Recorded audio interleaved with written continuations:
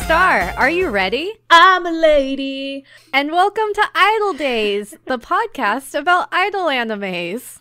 Woo. I'm Sarah. And I'm Star. Hi. And we're going to talk about boys.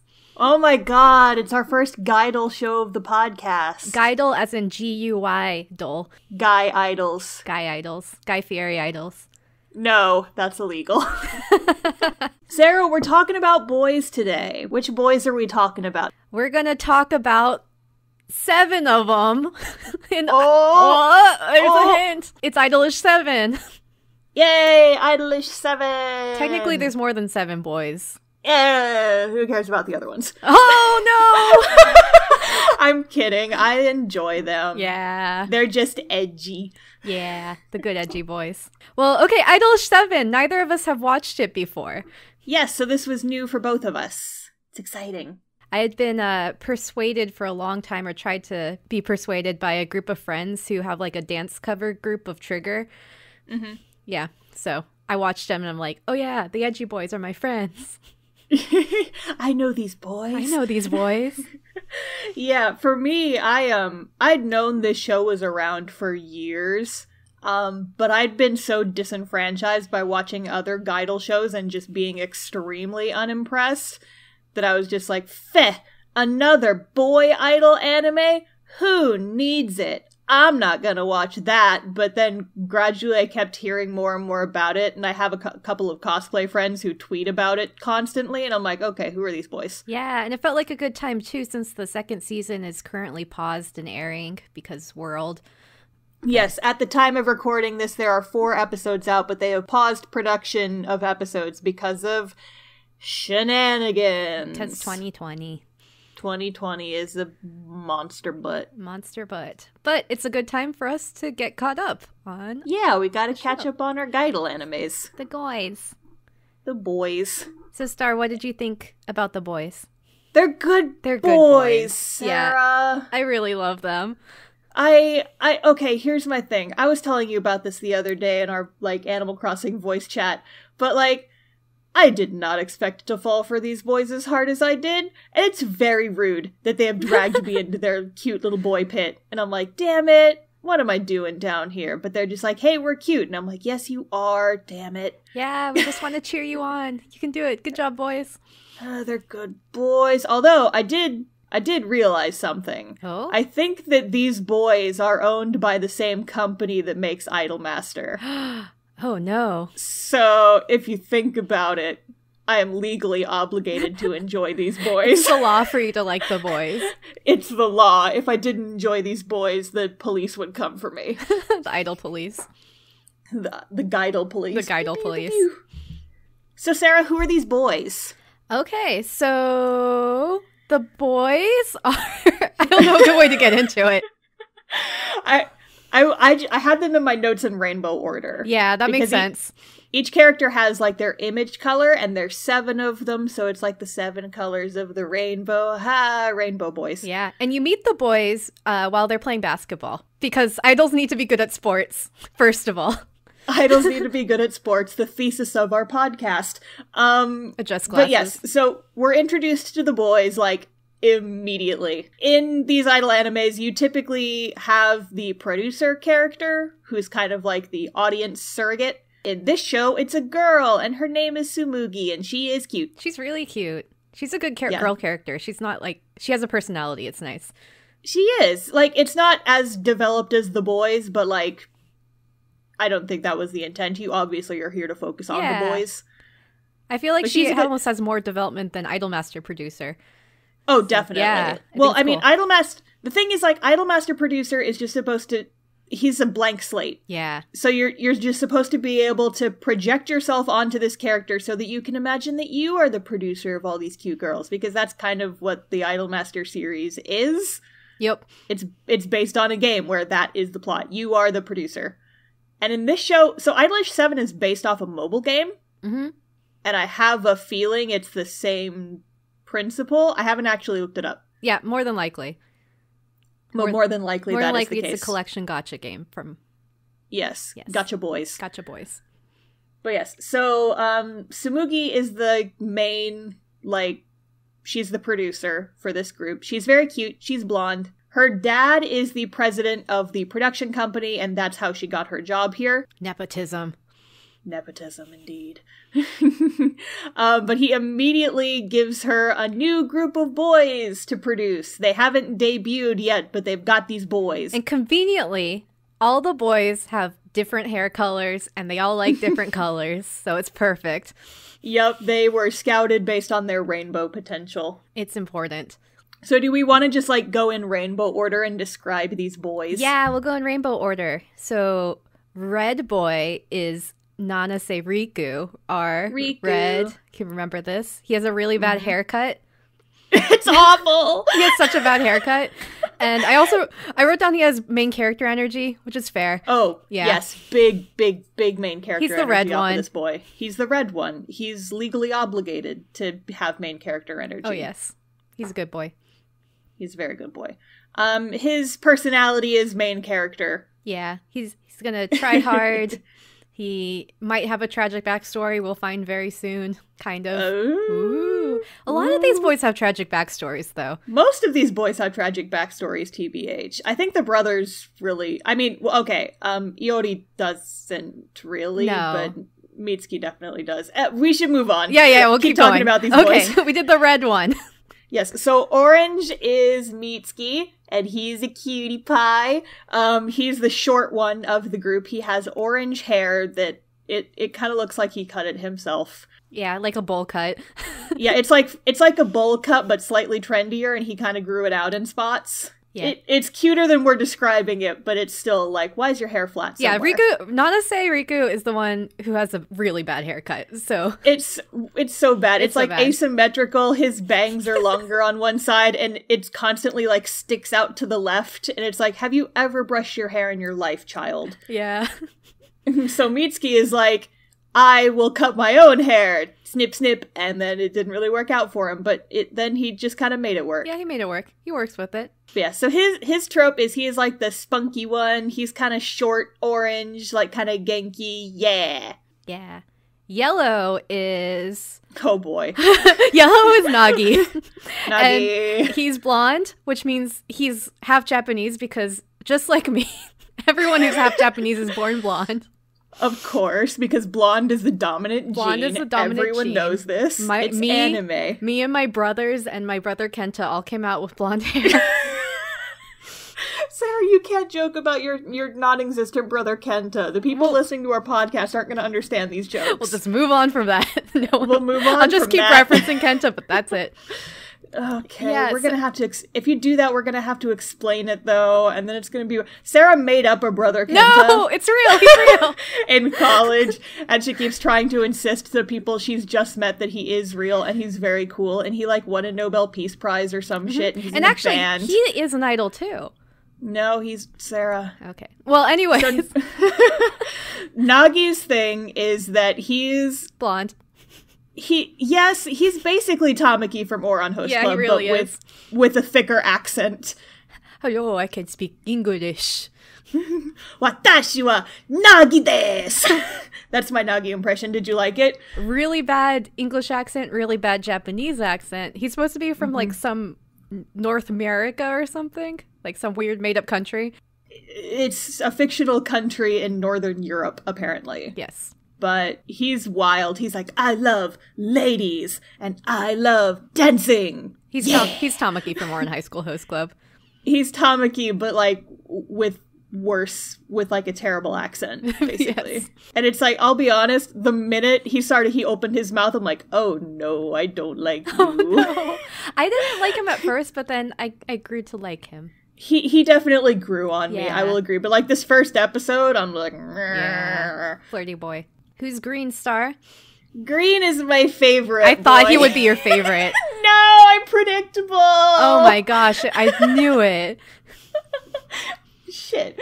So the green one is Yamato. He's the glasses character, but he's not like the Kyoya or on High School Host Club glasses character. He's the oldest member of the group. His hair is like kind of a dark green brown color.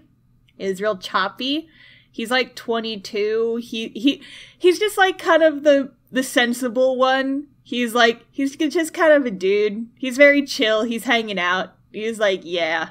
I don't know how to describe his personality except for, like, kind of just chill. He's a chill dude. And he's kind of like the leader. Like, he's not the center, but he's the one who, he kind of leads the group. Yeah. So he's like, when the group gets in trouble, he's like, I'm gonna take responsibility for this. So that happens later. Yeah. But he's got a good head on his shoulders. And he's, like, the least childish of all these little munchkins. And I'm like, I appreciate you. Yeah. You're kind of like the rock at the center of this group, it feels like. And I always fall for the green ones. It's always the green-haired ones. It's always the green-haired boys. And if they have glasses, it's a bonus for you. I'm not necessarily a glasses fanatic. It's just these things happen. They do happen.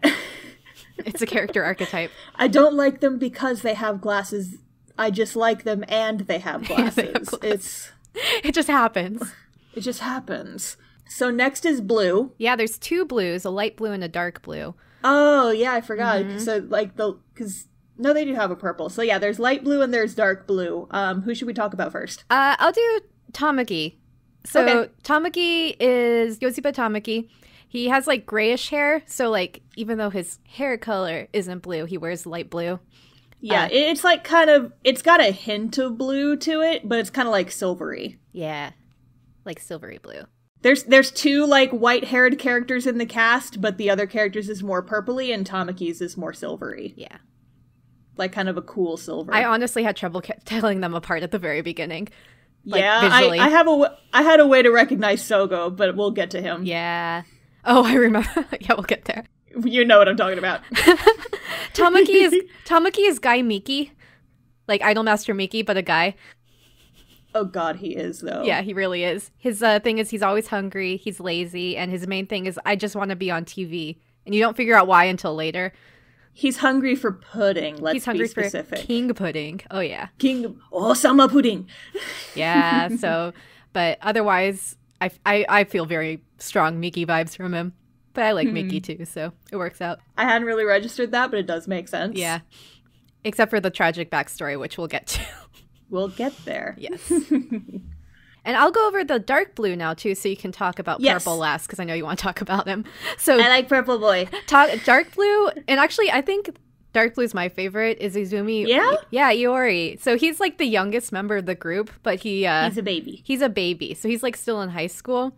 But he kind of has, like, a stern personality. Him and Riku kind of, like, at the beginning don't get along, because Riku's, like, party, yay! And he's like, I am serious business. Let's get down to business. Yeah. To defeat the idol bad guys. Yeah. But he's Mitsuki's little brother, but he's taller than Mitsuki, so. Mitsuki is the orange one. Yeah, Mitsuki is orange. So orange and dark blue are brothers. Yes. And they look nothing alike. I know, they don't even have the same haircut, which... Okay, I actually read something about that. So the character designer who did the character designs for the series is a mangaka who I really, really love, who I've loved for a long time, Arina Tanemura. She's done a bunch of different series, Kamikaze Kaito Jin being my favorite. Love that one. But I read on the Wikipedia, apparently she originally designed them to have the same color hair. Oh, that'd be confusing, yeah. Yeah, but then to go with their, like, individual color schemes, the producers let her change their hair colors to have different hair colors. Oh, that makes sense now. Yeah. And it's like, it does work better with their color palettes, but it's interesting. Yeah. I just like to imagine that Mitsuki dyed his hair. Yeah, I like to imagine that too.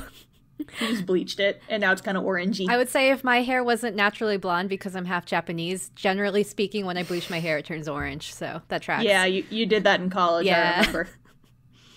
So yeah, I feel like that tracks. So Starla, tell me about Purple Boy. I like the purple one. He's Henry from Fire Emblem. I knew you wanted to say that. That's so good.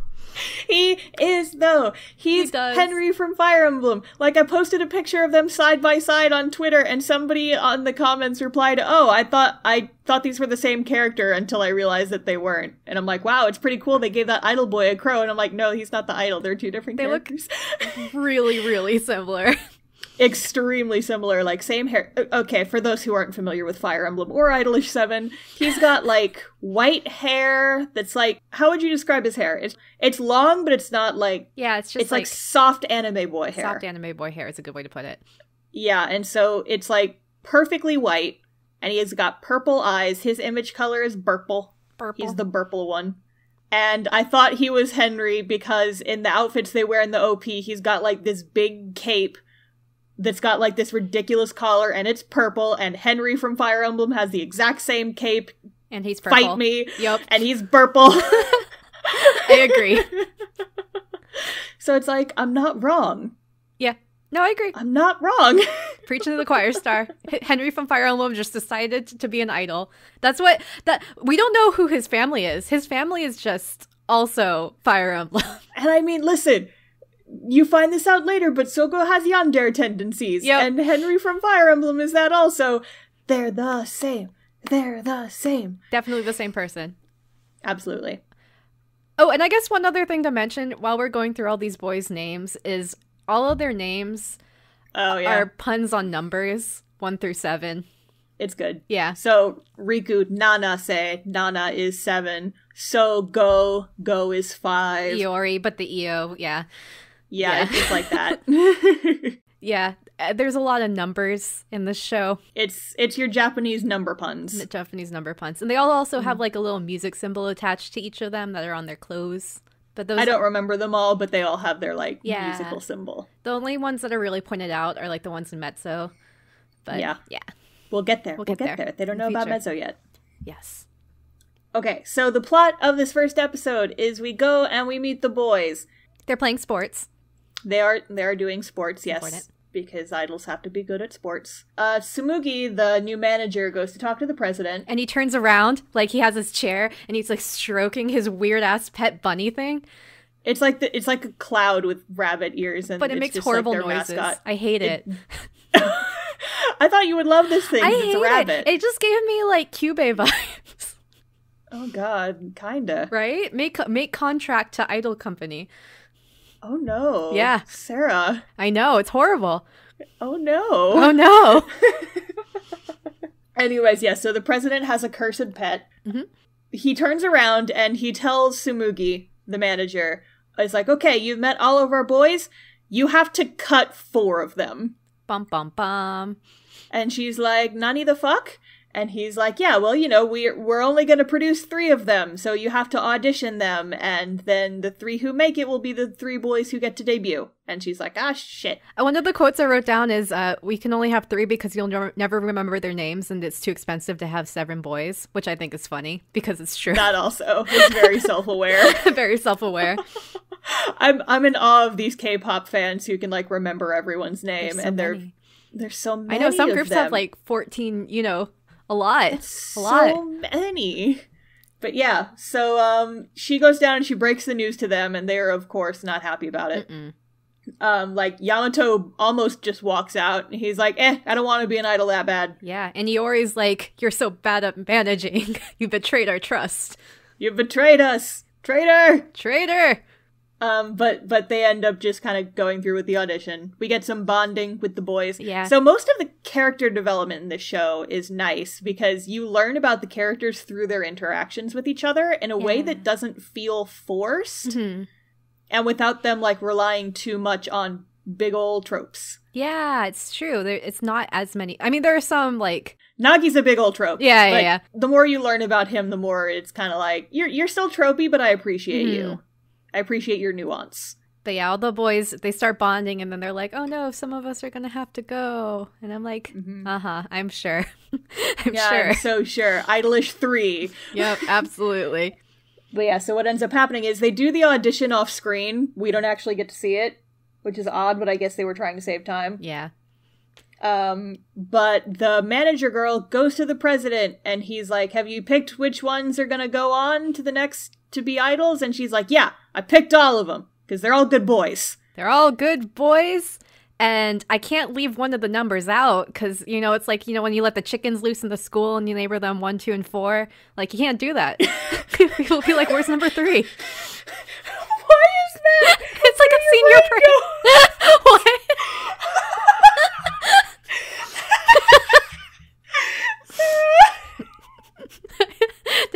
please start? Yes, I'm dead. The podcast is over. Rip. Okay, anyway. So she's talking to the president, and she rattles off, like, all of their good points, which we don't actually get to see until later, which was kind of an odd choice. Yeah. Riku's a really good singer, and Tamaki's a really good dancer. I'm like, I guess we'll just have to take your word for it, because we've seen nothing of these boys yet. All we know is they're good at sports. They are very good at... They're good at teamwork and basketball. Basketball. But yeah, so turns out that was the correct answer. It was a test all along. It was a test. And so they'll all get to be idols. And then they're all like, yay, but you also made us sad, so please don't do that again. Yeah, don't do that anymore. That was very stressful, but yay, we get to be idols. You know, if I came back from a job interview and they're like, yeah, we're not going to hire you, and then they're like, actually, we are, I'd be like, don't know about this. Yeah, honestly. But yes, so they finish the audition, they all get to be idols, and then they come up with their group name. Which is IDOLiSH7. I love this name, because it's like, they could be IDOL7, but they're not idol, they're idol-ish. And it's like with the I low, so it's like idol-ish. Idol-ish, 7. I guess. 7. Because there's 7 of them. There's 7 of them, and they already have the puns in their names. It's great. So it's like, we were scouted specifically because of our names. And hair color. We are Rainbow Boys. Here we are. Hello, boys. Time for stage.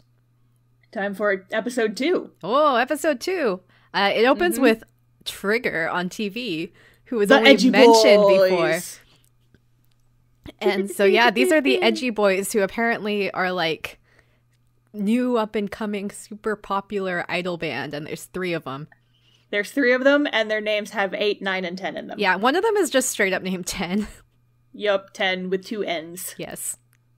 I think the pun is it's supposed to be like the word tenshi, which is like angel, but it's 10 because it's 10 in English. Nyak, nyak, nyak. Yep, yep, yep.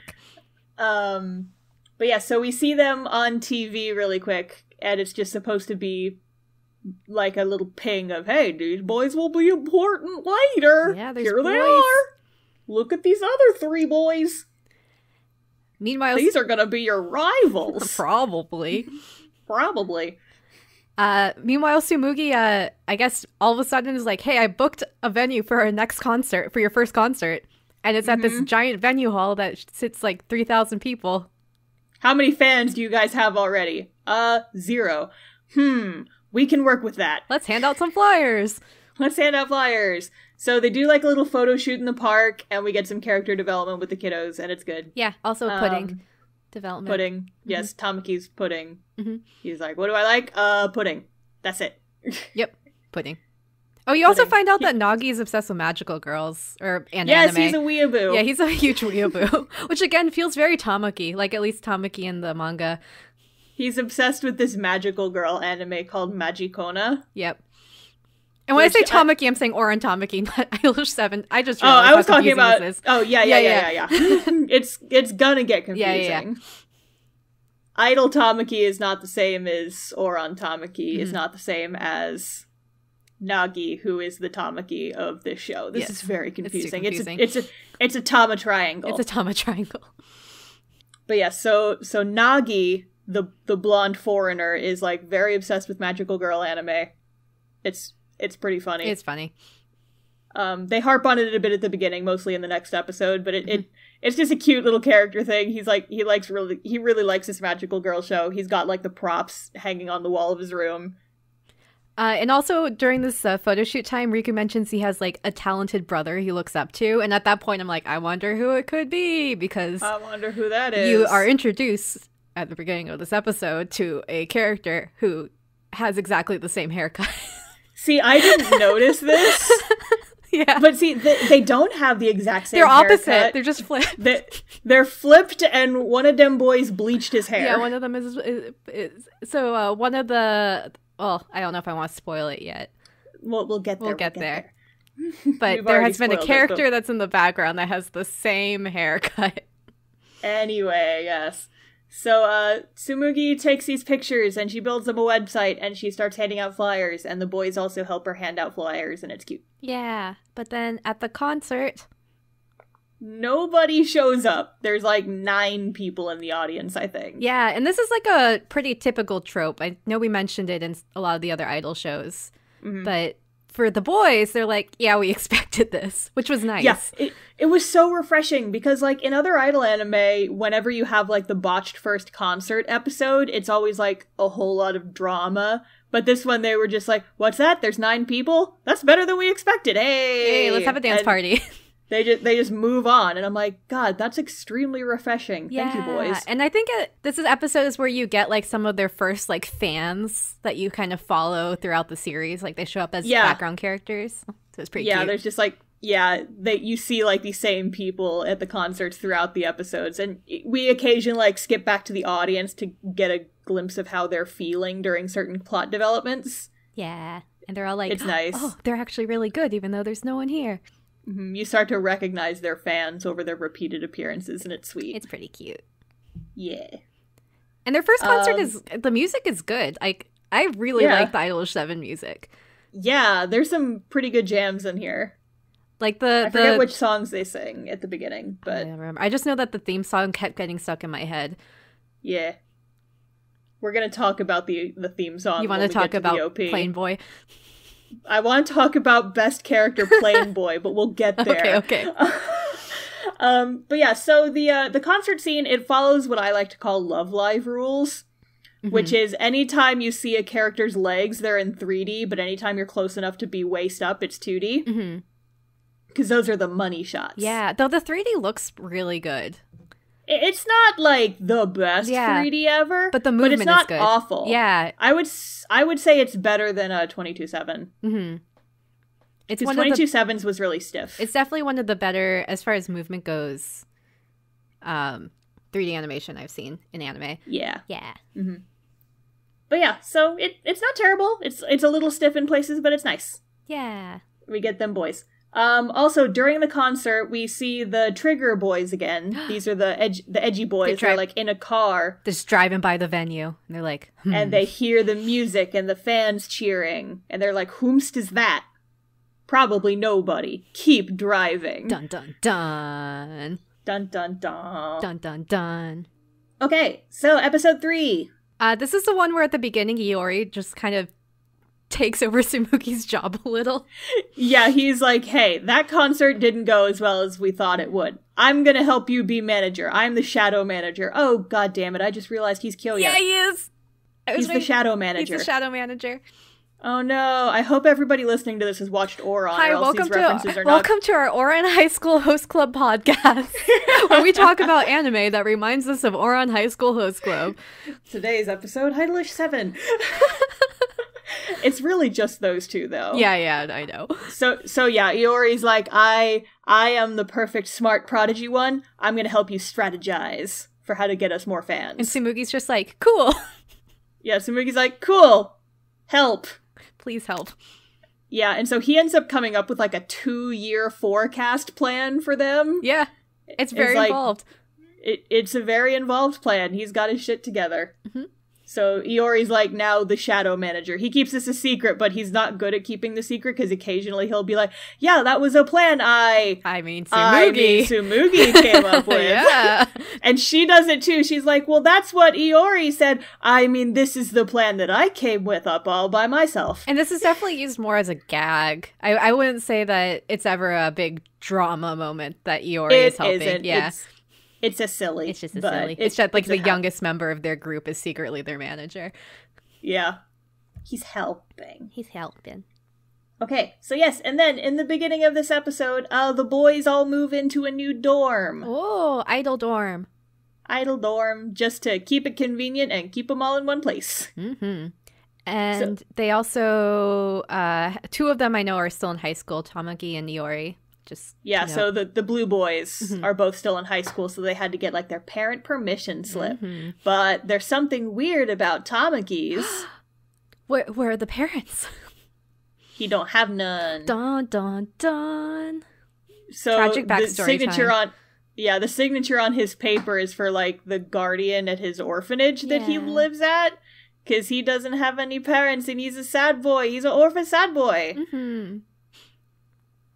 And that's definitely not going to be important later. Wink. Wink. But yes, so then another refreshing skip of a kind of annoying trope. Yeah. They're like, who should be the center of our idol group? And then they're like, Riku should do it. Because he's good at singing, he has red hair, and he has main character energy. And it takes like 2 minutes for them to decide the center, and they just move on with their lives. And I'm like, oh, thank God. And Riku's like, okay, I'll do my best. He's like, I'll do my best. I will do it. Okay. Riku's I am a good the red boy. one. Yeah. He's a very good boy. I just want to like pat his head. I mean, listen, they're all good boys. They are. Riku's a good boy. Mm-hmm. But yes, so they, in order to market themselves, they go to the park and they're doing like little guerrilla concerts. Yeah, just little street performance. Yeah, they're doing like little street performance and they're selling CDs off to the side and they're getting new fans. And some of these fans you also follow throughout the show. Yeah, some new fans. New fans. But then Bum, bum, bum. we skip to the Trigger Boys, the edgy boys. And you find out that just like an Idol Master, their management is not very nice.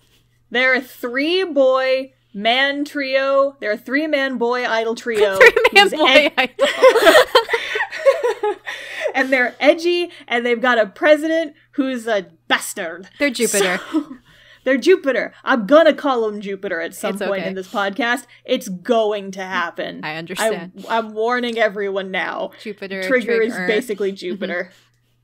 But yeah, so their evil president is like an evil president. I don't actually think we meet their president just yet, but we'll meet him eventually.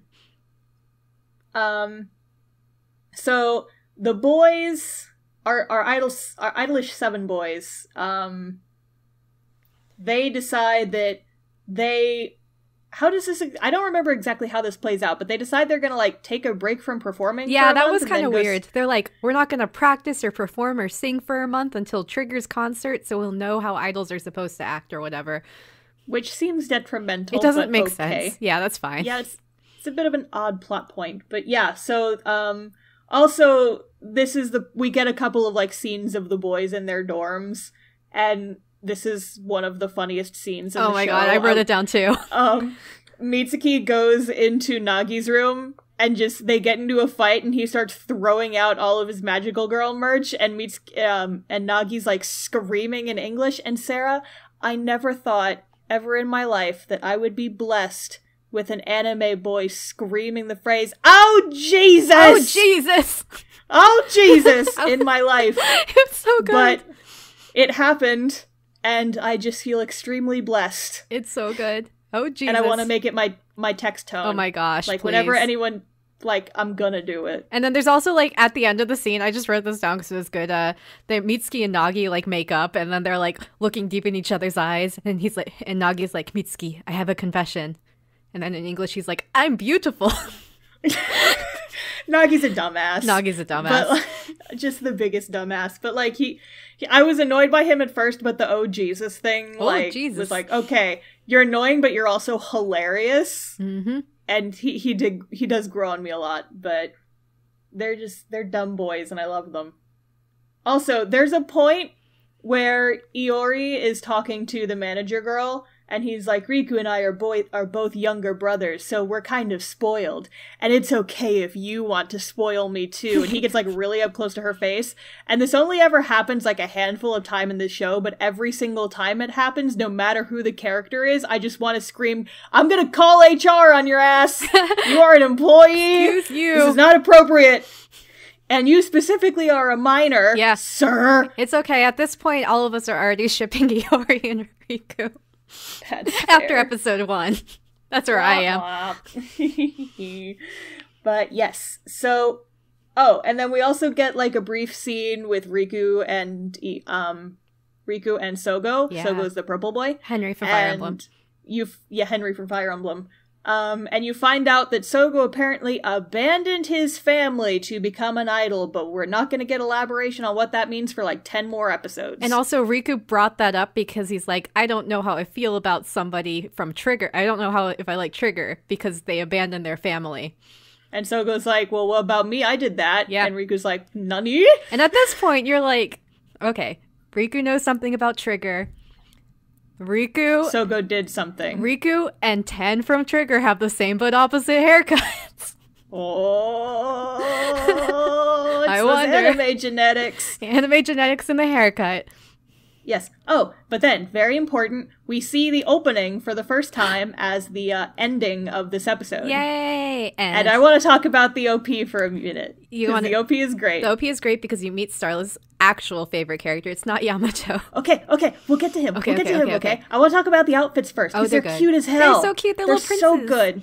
Yeah, okay, so key to my heart is outfits that are based on everyone's image color. Mm-hmm. And these boys are a rainbow, so their outfits are also a rainbow. Like, they're mostly white. Some of them have, like, some black accents, but they're mostly, like, white with gold trim, and they're fancy. But then they also have, like, big image color, like, accents, and they're all slightly different. So Riku's got, like, a giant red glittery cravat, and it's like, oh, my boy.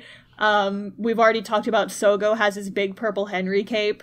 Yamato just has like a whole peacock feather strapped to his lapel, and I'm like, he's amazing. Yeah, they're all good. They're great outfits. But they're just like dancing around in an empty airport, which is no reason. Which is a great place.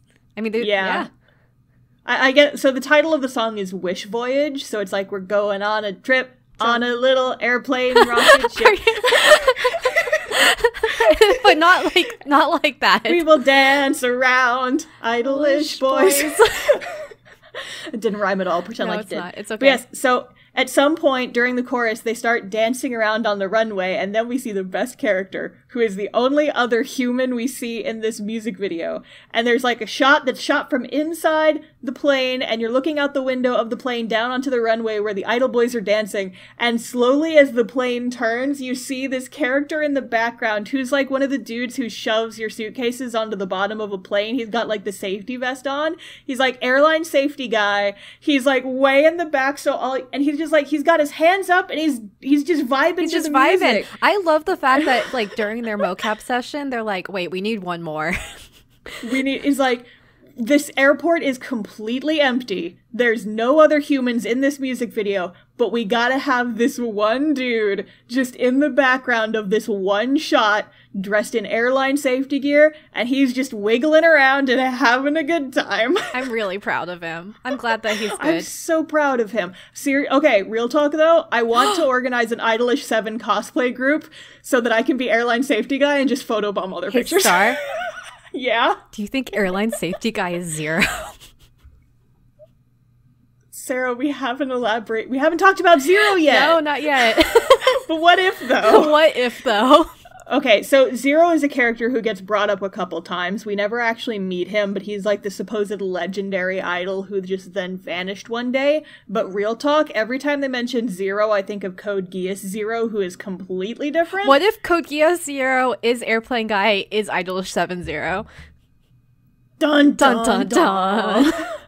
God, what if though, right? But yeah, Zero, you never see him, and you never hear him. You just hear people mention him all the time. Yeah, and you're like, maybe this will come up, but it doesn't in the first season. Maybe it kind of does at the end, but indirectly. It's weird. We'll get there. Yeah, we'll get there. But yeah, so the OP is good. Mm-hmm. Next episode. You see the OP again. Yay! And we get to vibe around with Airline Guy.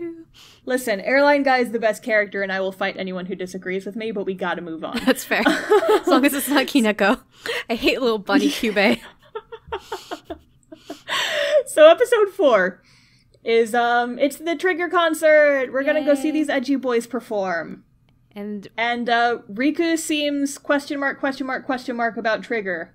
And this is the part where we find out that their center, 10, is his twin brother. Bum, bum, bum.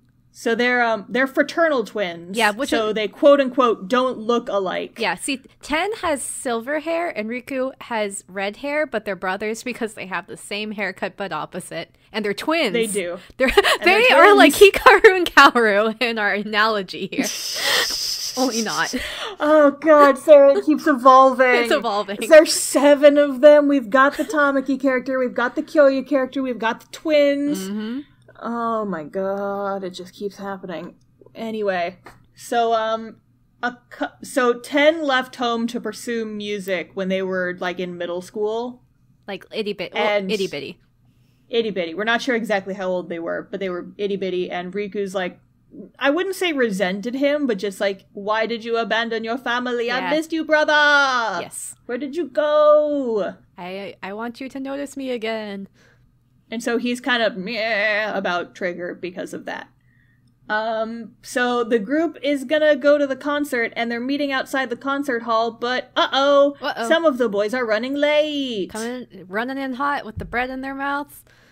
So it's Nagi, blonde one, Yamato, green boy, and Tamaki, light blue. Mm-hmm. They oversleep and they're running late. And then, who do they run into? They literally run into the secret twin brother 10. Whoa, why is he not at the venue yet?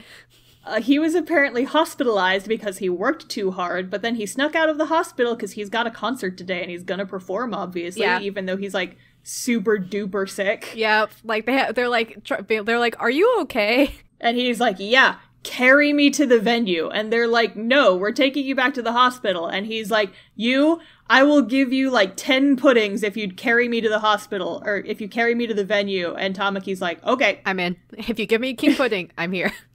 If you give me puddings, I'm cool. And so we find out that Ten's whole thing is like, he makes this food analogy where it's like, how would you feel if you went to a restaurant and ate something and it was good one day and it wasn't good the next day? That's what being an idol is like. You always want your idol food to taste good. You want your performances to always be good. So I have to perform, and that's why. No hospital today. Also, there's a very cute line here that I bothered to write down because I enjoyed it so much. It's another Nagi English thing. But, when they get to the venue, Tamaki's like, okay, your charge is, so at some point in the past, they were like, hey, can I have 20 puddings instead? You're hard to carry. And Ten's like, okay, fine. But then when they actually get to the venue, Tamaki's like, I want 21 puddings. And Nagi goes, oh, +1. +1. It's like, you're annoying, but I love you so much. That's good. But yeah. So, they go to the concert, the boys meet up, and Ten goes to meet up with his boys, and they go to the concert, and they're edgy boys. They're edgy boys, but their Trigger's really good, too. Like, they have good music. They're really popular, and everyone loves them, and they've also got some good tunes. Yeah. And then after the concert, the boys are so inspired that they go outside the music hall, and they dance and sing. And they just get so excited, but they start dancing around, but then there's like an after credit scene. Yeah. Where it's like, hey, there's some assholes are outside of our venue promoting themselves to our fans. It's some group called IDOLiSH7. We bomb. And see, here's the thing. This show doesn't do this often, but occasionally they will put very important plot scenes at the end, like after the credits. Yeah. And I missed some important things on my first walkthrough, where it's like you go to the next episode and it feels like you missed something. It's like, wait a second. It's a more incentive to stick through the trigger jams at the end. But I don't want the trigger jams. I want the IDOLiSH7 jams. I want to dance in the airport. I want both jams. Give me all the jam. I'm not big on Trigger's music, but I like the boys. I do like them. They're edgy, but Sarah, you can already guess which one's my favorite. Of the Trigger ones? Of the Trigger boys. Oh, actually, okay, here's a question. Which one is it? Do you not know? Is it Ryu or is it Gaku? Sarah, I would like you to guess for me. Is it Gaku? Actually, no. It's Brown Hair Boy. Because he's a doofus and I love him! Doofus. And there's actually another reason I like him, but we'll talk about it later. We'll get there, okay. But yes, so, the start of the next episode, is so the IDOLiSH7 company got in trouble with Trigger's producers, and so Tsumugi, the manager, and Yamato, Green Boy, go to apologize. Because Yamato's like the oldest one, and he's like, I don't want you to go alone. Yeah, so he's like, I'm the leader, so I'll take responsibility for that. Mm-hmm. He's a good boy. And then at the place, he's a mature good boy. At the place, they run into 10 again. Dum-ba-bum. The thing about 10 is he always wears vests. He does! I didn't notice that, but you're right. He constantly wears, like, pastel vests. And I'm like, where are you getting these vests, boy? What do you have against clothes that cover your arms? He needs to be able to move his arms for dancing. But yeah, so then during their conversation, he, like, very cryptically mentions that Riku has some kind of fatal flaw, but he doesn't say what it is. Because it's drama. Dun, dun, dun. And then we immediately skip to the rest of the boys. They're having practice. Yay! And they're dancing and they're singing and they're having a good time, but Riku's like breathing really hard. And some of them are like, do we need to take a break? And Riku's like, no, it's okay, I can keep going. And Iori notices. Iori and Riku, even though they fight sometimes, they have a bond. Yeah, Iori notices by like putting his ear to Riku's back. He's like listening. And immediately discerns, is like, something is wrong with you. I listen to your heart all the time, so I know what is wrong. Listen to your heart. It's actually his lungs. Yeah. I was like, he's either got a heart thing or a lung thing, but they don't tell us what it is exactly just yet. Mm-hmm. But basically, Riku like drags Iori outside and is like, don't tell anybody, it's my secret thickness. No one's allowed to know the next few minutes. For a couple minutes, yeah. So the boys do a performance at like this outdoor venue near a train station, but it's rainy and the trains are stopped, so there's a bunch of people just kind of milling around. Yeah, like so bad the train stopped, so I don't know why everyone's hanging around outside watching a concert, but okay. I mean, they're gonna do it. They're gonna do it. And so they perform for like 2.5 hours, I think. Yeah. They're just out there doing concert boys. Yeah, they're like, we're not going to stop singing until the rain stops because we want people to be happy while they're late going home from work. Mm-hmm. But what happens after that, Sarah? Riku. He dies. He dies. He collapses. He's like, I did it. 2.5 hours. I did it. And he falls over. Rip. He's dead. So they have to find a new center. Oh, yeah, there we go. So the show is over. Rest in pepperonis. Rest in pepperonis. But thankfully they're actually triplets. And Riku too. Oh no. But anyway, Riku is fine. He's okay. They take him to the hospital, and that's when manager girl Tsumugi finds out that he's got a respiratory disorder, and excessive exercise makes him have difficulty breathing. Yeah, and I understand his concern, but he really should have seen a doctor, because it seems like for the rest of the show, if he has his inhaler and he's careful, he's fine. Which is you could just do that. It's okay. Yeah, I mean, he had his inhaler the first time he passed out, so that's true. But it's just nobody else knew. Mm-hmm. So it's if you've got an EpiPen, you gotta tell people how to use it. Yeah. If you've got an inhaler, you gotta tell people you have it for this exact circumstance, boy. But, he didn't want to tell anybody because he was worried that they wouldn't let him be an idol. Yeah. And then Tsumugi kind of chastises him in the hospital, but she's like, you shouldn't keep secrets from us. But she's also like, I'm proud of you. I could have helped you. She's like, I'll help you, but you gotta tell me stuff like this. And he's like, thanks for not making me quit. Yeah, it was good. Mm-hmm. Oh, and then the other thing is, after all of the hospitalization stuff, they're looking. I guess the Rain concert really increased their fan base, and they sold out CDs. And apparently, there was an unofficial Riku/Iori fan site. Wait, what? Yeah, they mentioned it's what's this? It's a Riku Iori fan site. Yeah. I missed that. Oh no, I caught it. I'm I already shipped it. I'm also same. I'm on the site. I'm here. This is where I am. If anyone knows, Sarah started the website. Maybe it was me. I'm sure I'm not the only fan. I mean, listen, definitely aren't. He listened to his chest stokies, and he's like, something is amiss. I could hear your breathing from across the room. I listened to your dokies. Anyway. So, the station show got them a lot of good press, and now they're gonna try and have another concert at that first venue that they weren't able to sell out the first time. And they're like, Tsumugi's all nervous when they're about to put the thing up live. She's like, oh no, what if no one buys tickets again? What if no one buys tickets? And they sell out in like 2 seconds. Heck yeah, good job, like, boys. Literally 2 seconds. Like, they refresh the page and it says sold out. Good job, boys. Go boys! Oh, but then there's one other important thing, is that, a TV station calls and says that they want to broadcast the concert, and Tamaki's like, Tamaki's pinged. Yeah. He's suddenly paying very close attention. Because he's all like, am I going to be on TV? Are they going to show me on TV?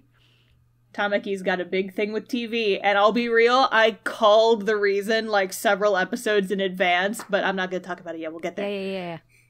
He's got reasons for his TV obsession. Yes. But what is it? We don't know yet.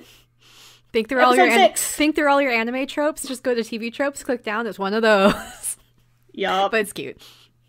It's one of those. It's cute. Yeah, so next episode is the concert day. The boys, this is really cute. The other boys keep getting worried about Riku and like offering him things. They're like, Riku, do you want a warm drink? Do you want a blanket? Do you want my shirt? Do you want my soul? Tamaki offers him pudding, which is like big. Which is like capital B, capital D, big deal. Okay, see, when you said big D, that...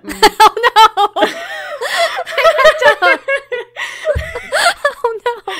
Sarah, you gotta be careful with your capital letters. It's dangerous. Oh no! But yeah, so Riku's like, stop offering me things, but also thank you. Yes, thank you for your pudding. But yeah, so they do the concert, and it's going well, but it starts raining, and it gets really windy. And then an like, idol trope happens.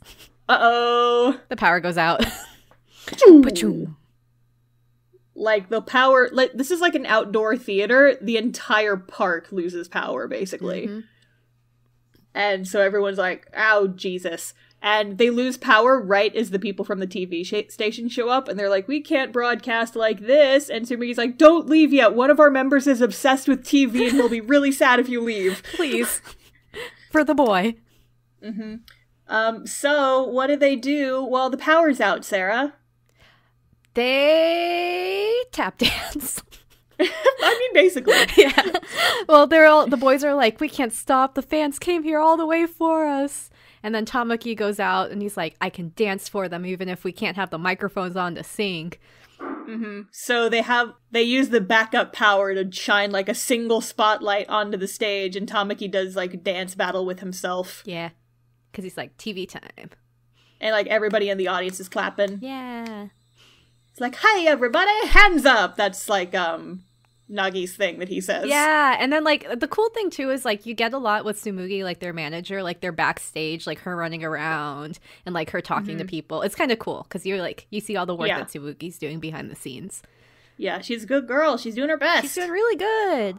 She wants her boys to have a good concert. But yes, so after the dance battle, they're able to get the power back on. Yay. And they, like, jump, I think, like, to the middle of a song. Yeah, like, and right when Sogo comes out. Yeah. And he's got, like, a big solo. Mm-hmm. Henry Fire Emblem comes out singing. And, so then the concert's back on and everything is fine. But this is, like, a critical moment because then everybody suddenly, Tamaki, Blue Pudding Boy, Dance Battle Child, and Sogo, Purple One, just had a really cool solo. Their popularity shoots up after this because of this scene. These guys must be their main talent. Yup. These guys are the cool boys, even though they're later in the rainbow. Mm-hmm. Also, there's a really good scene that I wanted to talk about. Like, we talked about show, don't tell in a previous episode of the podcast, and I just wanted to highlight this one very nice moment. We talked about Tsumugi earlier and how she's running around trying to keep the concert going. After the music comes on and the boys are singing and dancing, there's a scene with her, like, just off stage. She's, like, standing and, like, her knees are kind of shaking, and she sits down and you get a really close shot of her face, and she's, like, breathing hard and her eyes are really wide, and she's, like, coming down off the panic tie. Mm-hmm. And it's like, you know exactly what she's feeling and she doesn't have to say a thing. Yeah. And it was like, it's well like just this short little 10-second scene, but it was really nice. Yes, and I'm like, kiss. That's good. Mm-hmm. Yes, that's very good character development. Good. Thank you. Thank you for this. So I guess the other consequence is at the show, now that IDOL7 is getting more popular, Trigger's studio is starting to like have more of like an eye on them, being like, who are these boys? They're stealing our fans. We hate them. Yeah. So the evil president of the Trigger Corporation. Yes. That's not what they're called. No. The Trigger Corp. So he's like, we can use this, like, they were trying to steal your fans. We can use that as bad PR, and then your fans will love you even more and turn against them. Yes. And 10's like, that's bad business practice and you're a shitmonger. Don't do that. And then also Gaku, I think this is where you find out that he's the son of the president, right? Yeah, the president just looks like an older Gaku. We never really described what the Trigger boys look like. Yeah, so there's 2 white hair boys. So we know 10 already because he's Riku's brother. So he looks like an albino Riku, just flipped, like horizontal flip. Yeah, and then white hair. Gaku is tall, and he has like a deep voice, and he's like an extremely pointy chin. Very pointy chin. Yeah. And like this like white, he's like your white-haired anime boy, but he's also like really tall and like manly, muscular. He's got like a deep voice. Yeah, deep voice. And he's like their leader. And sometimes he wears like little sunglasses, but they're like just barely tinted sunglasses, and it's very good. Yeah. But Gaku's my favorite Trigger. He's just a good, yeah, he's so much fun. Especially, he's probably my second favorite, but yeah. I like Ryu a lot. That's fair. So their third one, he doesn't get as much screen time, but I love Ryu. He's like, he kind of gives me Makoto from Free vibes. That's fair. But he's just like taller and edgier. That's fair. He's just like, he's the slightly chiller one. Slightly. He's like, yeah, he's the chill boy, but he's like, he's still intense, but he's like kind of chiller, and he's usually the one who kind of like breaks up the fights. Yeah. But there's definitely tension between Gaku Yaotome and President Yaotome. They're like button heads already. Yeah. And that continues throughout the entire show. Yes. Gaku's very much like, he just kind of does whatever he wants, and it's very interesting to like watch him do things. Yeah, because he's like, I don't care what my dad says. I'm gonna like, do what I want. Screw the president. I'm gonna do what I want. Yeah. He's fun. It's just kind of fun to watch. Yeah. Because it's like, what you gonna do next, boy? And there's also a line that President says, you're so impudent like your mother to Gaku. Who's Gaku's mom? Yep. Who had sex with the president? Sarah. Okay. Anyway. So Tamaki and Sogo get recognized on the street because they are very popular after this concert bit. Yeah. And they get an offer to be on like this big national TV show, but it's just the 2 of them, not all 7 of the boys. Yep. And then this kind of starts an argument between Tamaki and Sogo, where Sogo's like, because Tamaki really wants to be on TV. He's like, I want to be on TV no matter what, even if it's just the 2 of us. Mm-hmm. And then Sogo's like, I7 or die. 7 of us or die. Yeah. Mm-hmm. And they get in a big fight over it. It's like the last third of the episode is this fight with them like going back and forth. Mm-hmm. And then later they're like out on the street, and like Tamaki's following him. He's like, please, please, please. And Sogo's no. And Tamaki's like, please. And Sogo's like, no. But then evil president appears. Rolls up in his car like, yo, what up? He's like, what's up, motherfuckers? Get in my car. I have candy. He doesn't. No. But that's where episode 6 leaves off. It's cliffhanger. Yeah. And then the show has a lot of cliffhangers. There's a lot. And a lot of them are resolved in the very beginning of the first episode. Or the next episode, yeah. So episode 7. We cut to the popular boys and Trigger's president. They're like getting coffee at a restaurant. And Trigger's president, he has an offer for them. He's like, hey, you guys switch over to Yaotome Pro and we'll debut you, just the 2 of you, right away. Because that's the thing about I7 is they haven't actually debuted yet. Yeah, they don't have they haven't had like an official concert, and they don't have like an album. They just have like their little singles. Yeah, so they're just kind of indie right now. But, so Tamaki wants to be on TV so bad, but he's like, I don't want to switch production agencies. You seem sus. We're going to leave now. But then the president drops the bomb. What's the bomb, Sarah? But don't you want to be on TV to see your little sister Aya? Whoa! Oh, plot twist! So it turns out Tamaki's tragic backstory is he was an orphan because his mom died, his dad's Horrible. out of the picture. Yeah, bad boy. Is a dick. And so him and his younger sister were in an orphanage, but she got adopted, he didn't. But then the company that was run by the younger sister's adoptive family went under, and they just disappeared off the face of the earth. And now they don't know where the sister is. And so he's trying to become a performer so that maybe she'll see him on TV, and then she'll find him and they can be together again. Mm-hmm. And so when evil president drops this bomb, Tamaki's like, "You'll use your power to help me find my sister?" I'll think about it. Yeah. He's like, think about it. Yep. But the offer to debut them is only valid if Sogo goes as well. Mm-hmm. Yeah, not Tamaki solo. Yeah, so it's like, you got to do it as a duo or I'm not taking you. Mm-hmm. And you better make up your mind quick because I might change my mind. I'm a dickwad. So they go back to their production company. Mm-hmm. And all the boys kind of have a discussion about this.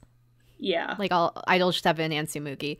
And so the boys are kind of frustrated at first, but then they find out what Tamaki's reason is for this. Tamaki's got like this repeating habit of he's not good at explaining things. Yeah. And the others get on his case about it. They're like, you should have said that important thing first. He's just very meeky. He is. He's not good at explaining himself. Mm-hmm. This show has a lot of, like, misunderstanding drama that happens around him, but it gets revolved, like, 30 seconds later. Yeah, which is nice. Which is why it's tolerable. Yes. But yeah, so usually one person will be like, wait, Tamaki, explain yourself, and then Tamaki explains himself, and then nobody's mad anymore. Yeah. It happens a couple times. Yep. Tamaki is one of the younger ones, though, so I can excuse it. Yeah, he's like 17. He's a baby. He's not good at talking yet. He's still learning his words. But anyway, so in the aftermath of all the other boys finding out about this offer that evil president made them, they talked to their president. Mm-hmm. And then the president was like, yeah, well, you know what? I've been thinking it was about time that you guys got your debut. Tamaki and Sogo, just you two. Yep. Just them. And the rest of the boys are like, eh. What? But we're 7 of us.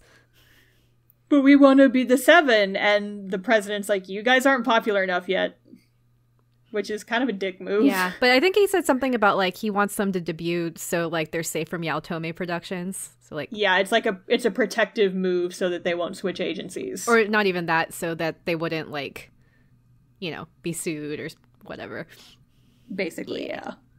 But then immediately, there's another office helper who we see a couple times. He's got, like,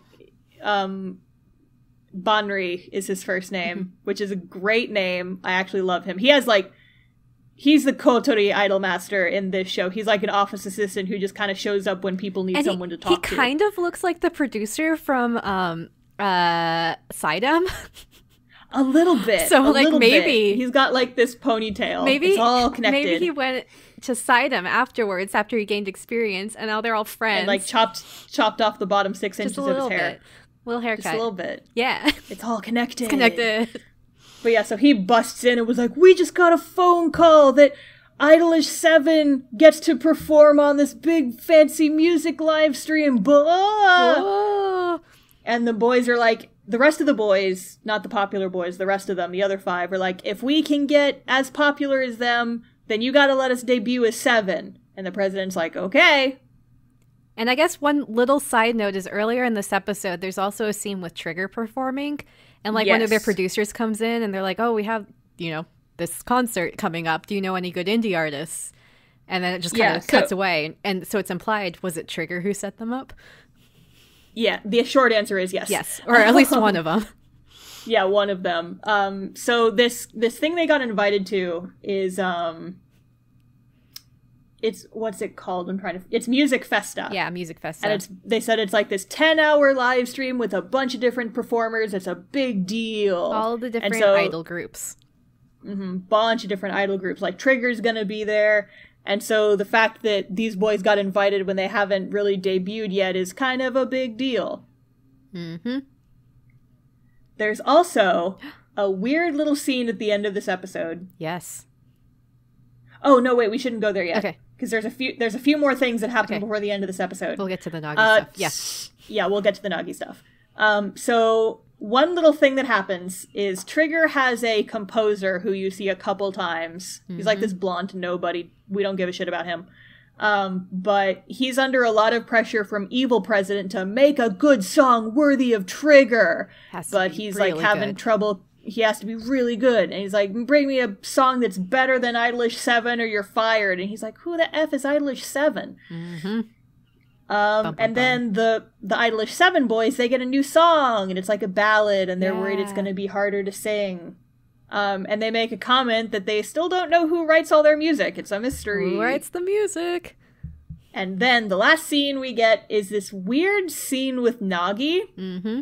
Where, like, I liked him even though he was kind of annoying for a while. This is the scene that made me kind of, like, see past that. I'm like, oh, you have more nuance to you than just being kind of a dumbass. Yeah.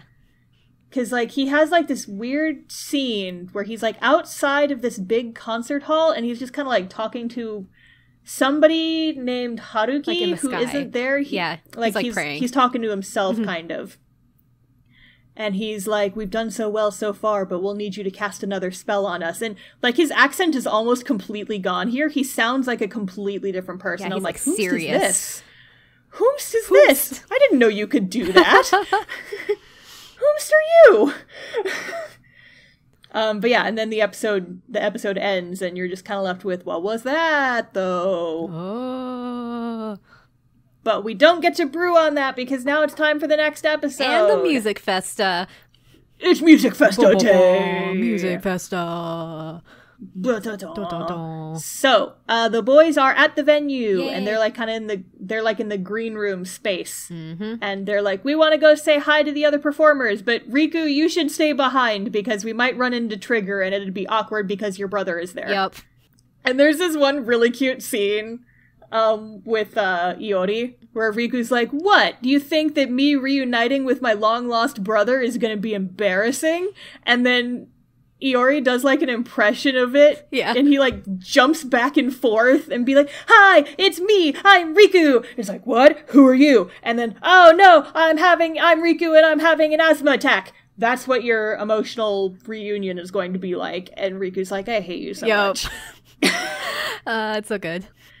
It was very fucking funny. And so Riku's like, fine, I'll go wait in the green room. Jeez, grump, grump, grump. And then there's, like, all these gags with him almost running into 10. Yeah.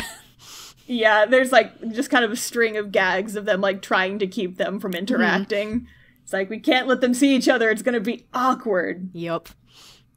There's also, like, this very brief scene with manager girl Tsumugi and Gaku. Oh, yeah, this is right after. So Tsumugi, like, literally runs into President Yaotome. And he's like, could it be? And then he gets cut off by his son walking in. Gaku. Mm-hmm. And he's like, move over, bitch. I'm more important here. I'm the pretty one. He's like, President, stop talking to these girls. Stop talking to women. But then he's like, oh, you're IDOLiSH7's manager. And she's like, yeah, sorry about that thing with the concert venue the other day. He's like, I don't care. I expect great things from you. Oh, and then he leaves. Yes, Gaku. It's like, another example of him just kind of doing whatever he wants. Yup. It's like, I expect great things from you, woman I've never met before. Mm-hmm. Because they haven't met at this point, right? No, they haven't. Yeah, so that's an awkward line to drop on someone you've literally just met. Well, I have a feeling it was like, I expect great things from IDOLiSH7. That too. Yeah, because I think that's the implication that Trigger, like, nominated them to be there. So he's like, do good because we expect you to be.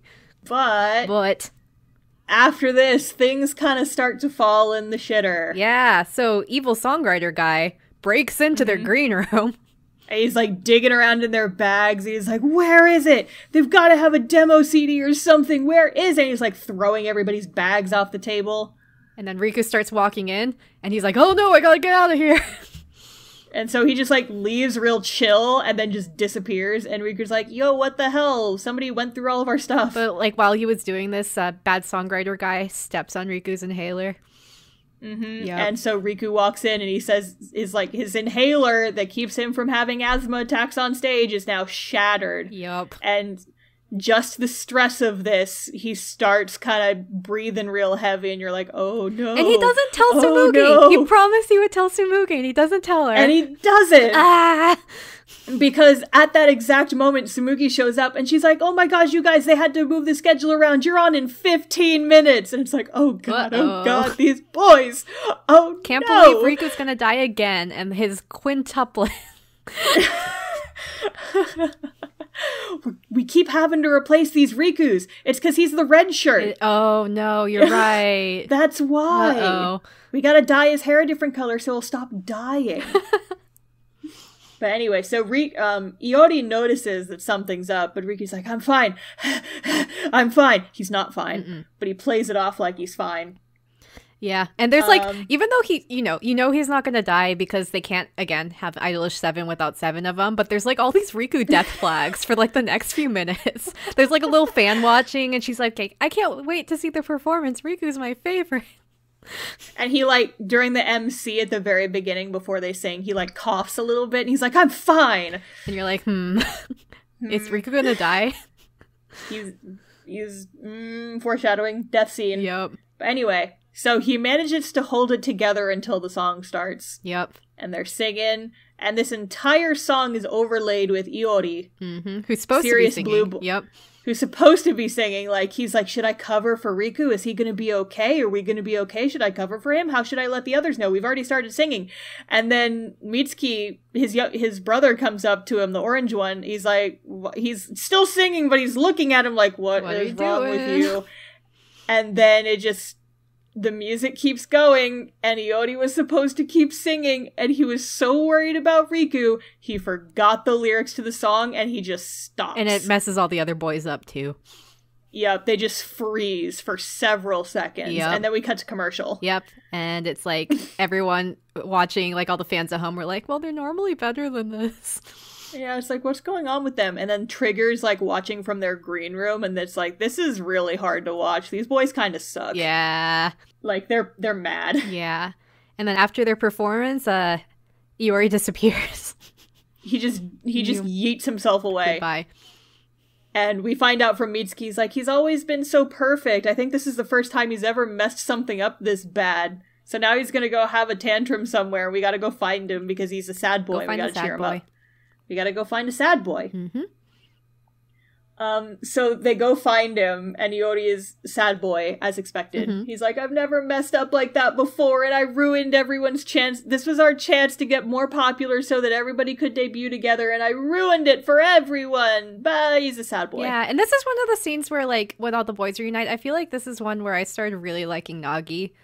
Because he kind of does the role of, like, he tries to cheer everyone up when they're sad. Like, he's like the silly kid in class who might annoy you a lot, but then, like, he's also like, hey. When it's actually time to cheer people up, he's like, okay. It's my job. It's my job. I gotta step up. I gotta make everybody happy again. And the way he does it is, like, a little awkward, but it's like the kind of awkward that's like, he's such an idiot. We love him, and he's trying his best. So he's like... Because he like gets up on top of the stairs and he's like, I am an idol, so I will sing and dance to make you all happy.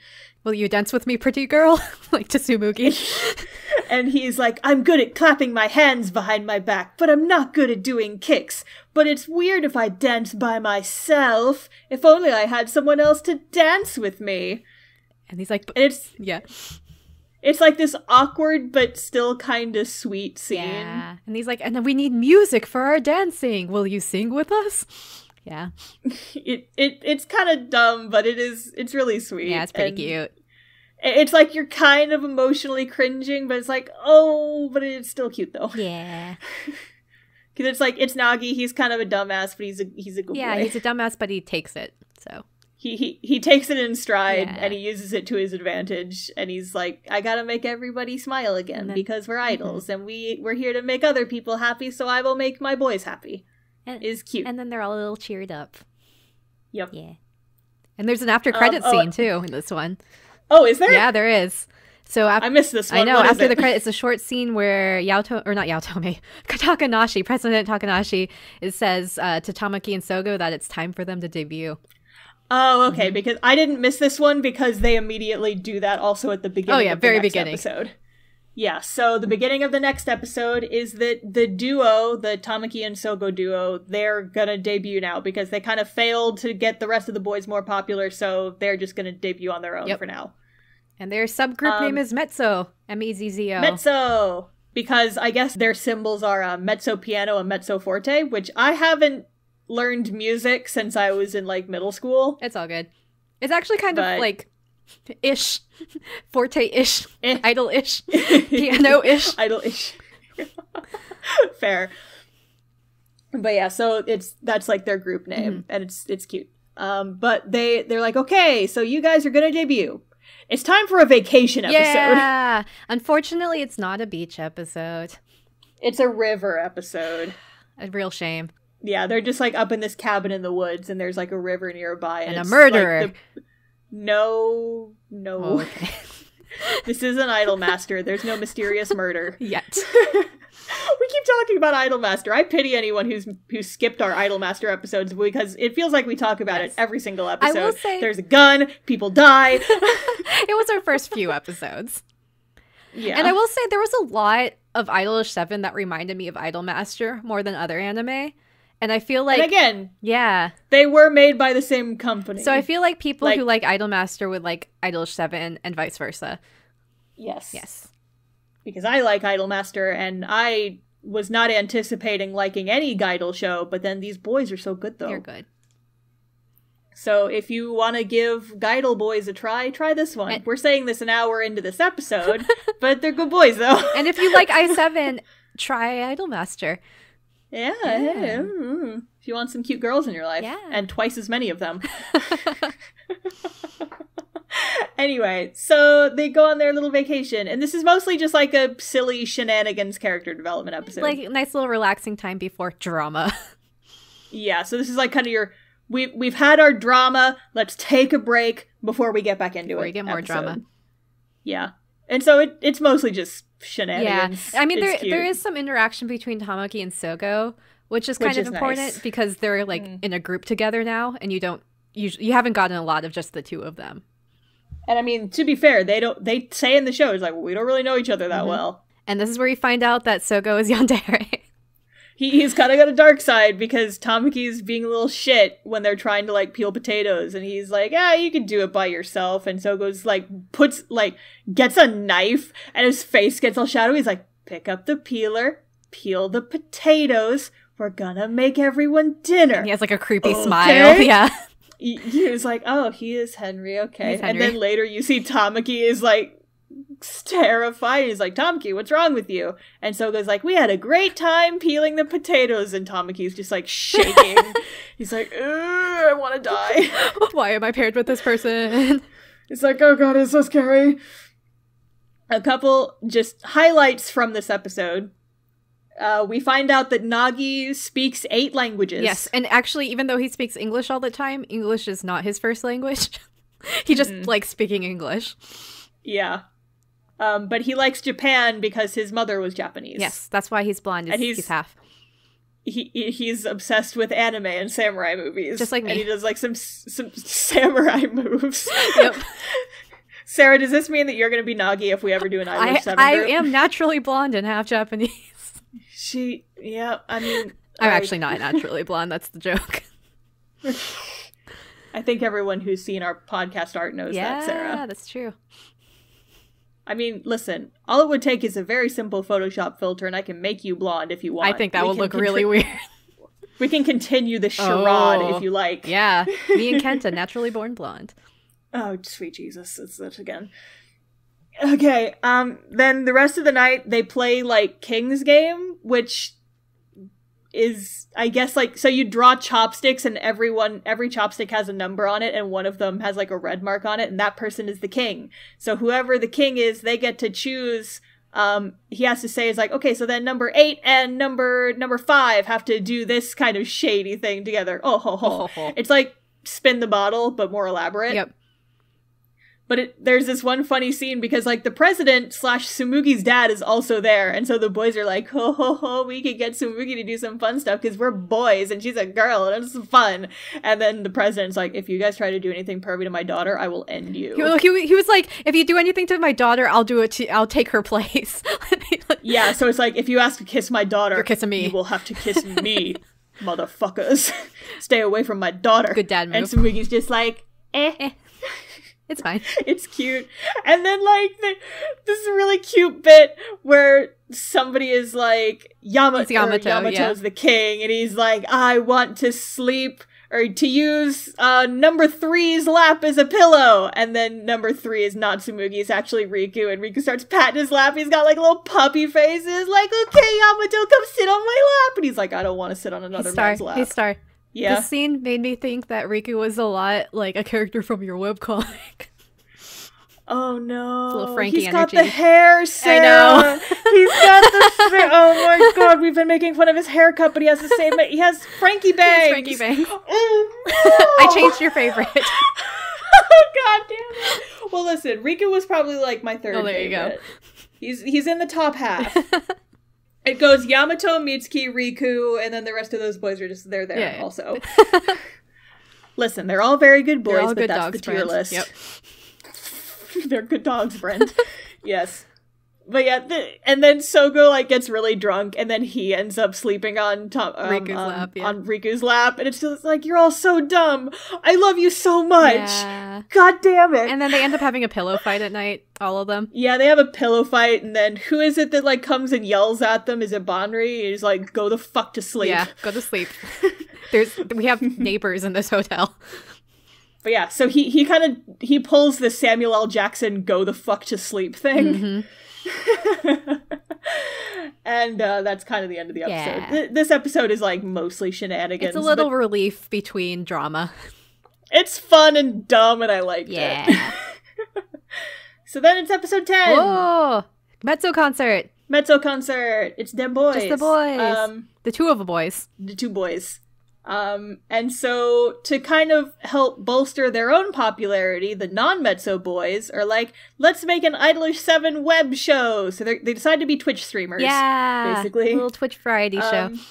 And it's super awkward. They don't really know what they're doing. They mess up a lot. They cannot stick to the script. Going back, it reminds me of the Idol Master when they have their little show. And they like have their little goofs and people like them because they mess up a little.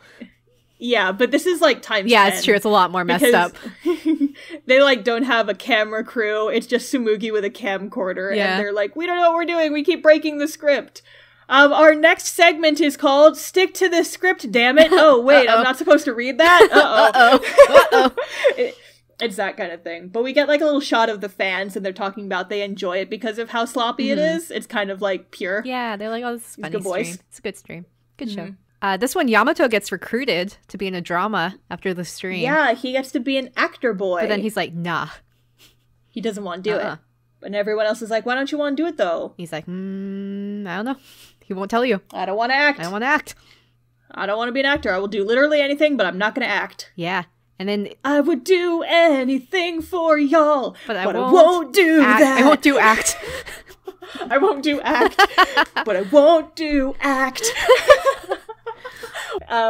But yeah, so he ends up changing his mind after, like, he talks to Mitsuki, Orange Boy, and Mitsuki's like, I want to do things that are fun, and I'm the only one who can make my life fun, and I think you should do that too. And Yamato's like, okay, I'll do the drama. Yep.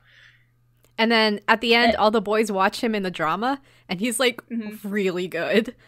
Like, he's an amazing actor, and they're like, why is he so good? They're like, has he done this before? And the audience is like, has he? Has he? And Yamato's like, have I? Have?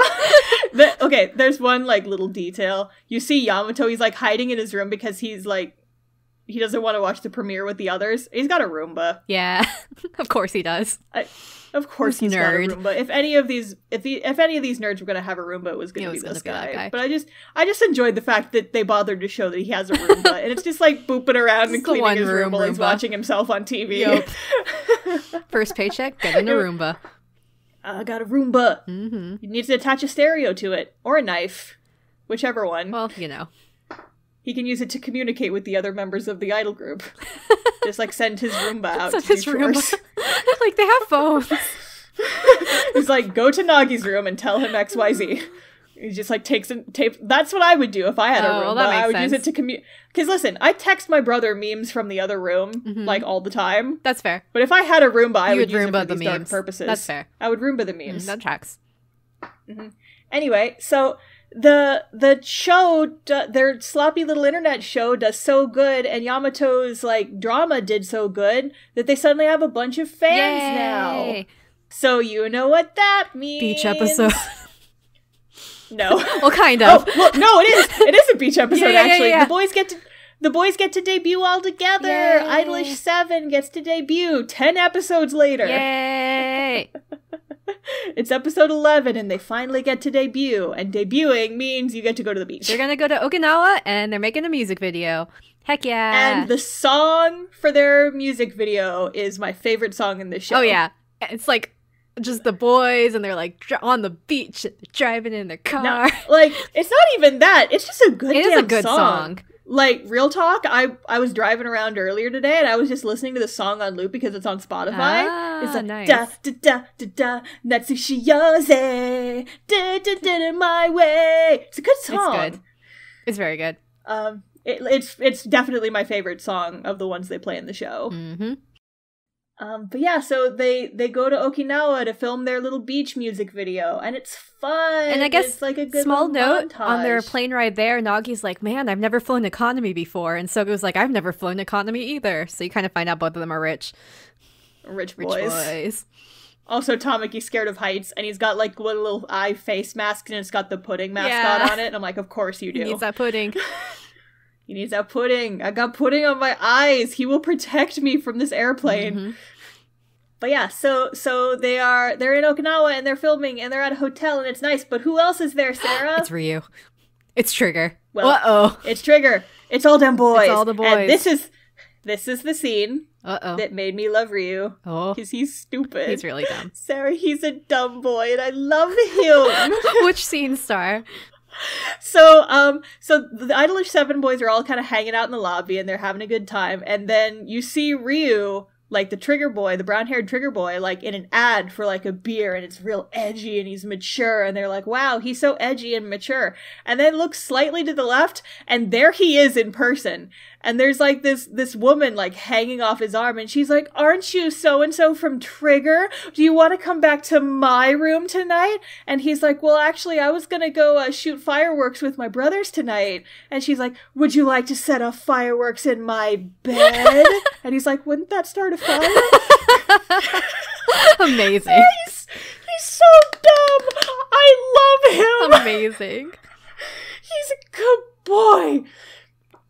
Anyway, I'm sorry. I got worked up. It's okay, I understand. Point is, he's a good, stupid boy, and I want to give him a hug. He's so dumb. I love him. Precious bean baby. Precious dumb bean bad boy baby. He's all of those things. He's all of those things. Those are all adjectives that describe him, my precious boy. Anyway, so the rest of Trigger is also there. They're all there for their own idol stuff.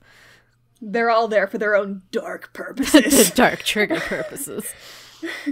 And so the rest of the IDOLiSH7 boys do some shenanigans. Yeah, they're like they try to go up and talk to Trigger or 10 or something. Yeah, like Riku goes up to try and talk to 10 through the door, but 10's not actually in the hotel room. It's Gaku, and Gaku's like, hey, come in and tell me more about your brother. And meanwhile, all the other boys are following Riku, and then 10 runs into them. And he's like, hey, I need to talk to you guys about how badly you botched Music Festa. Yep, I'm gonna chastise you for an hour. And you're gonna sit up the whole time. Yep. And they're like, oh god, why? Why? But the Mezzo boys have their own little scene.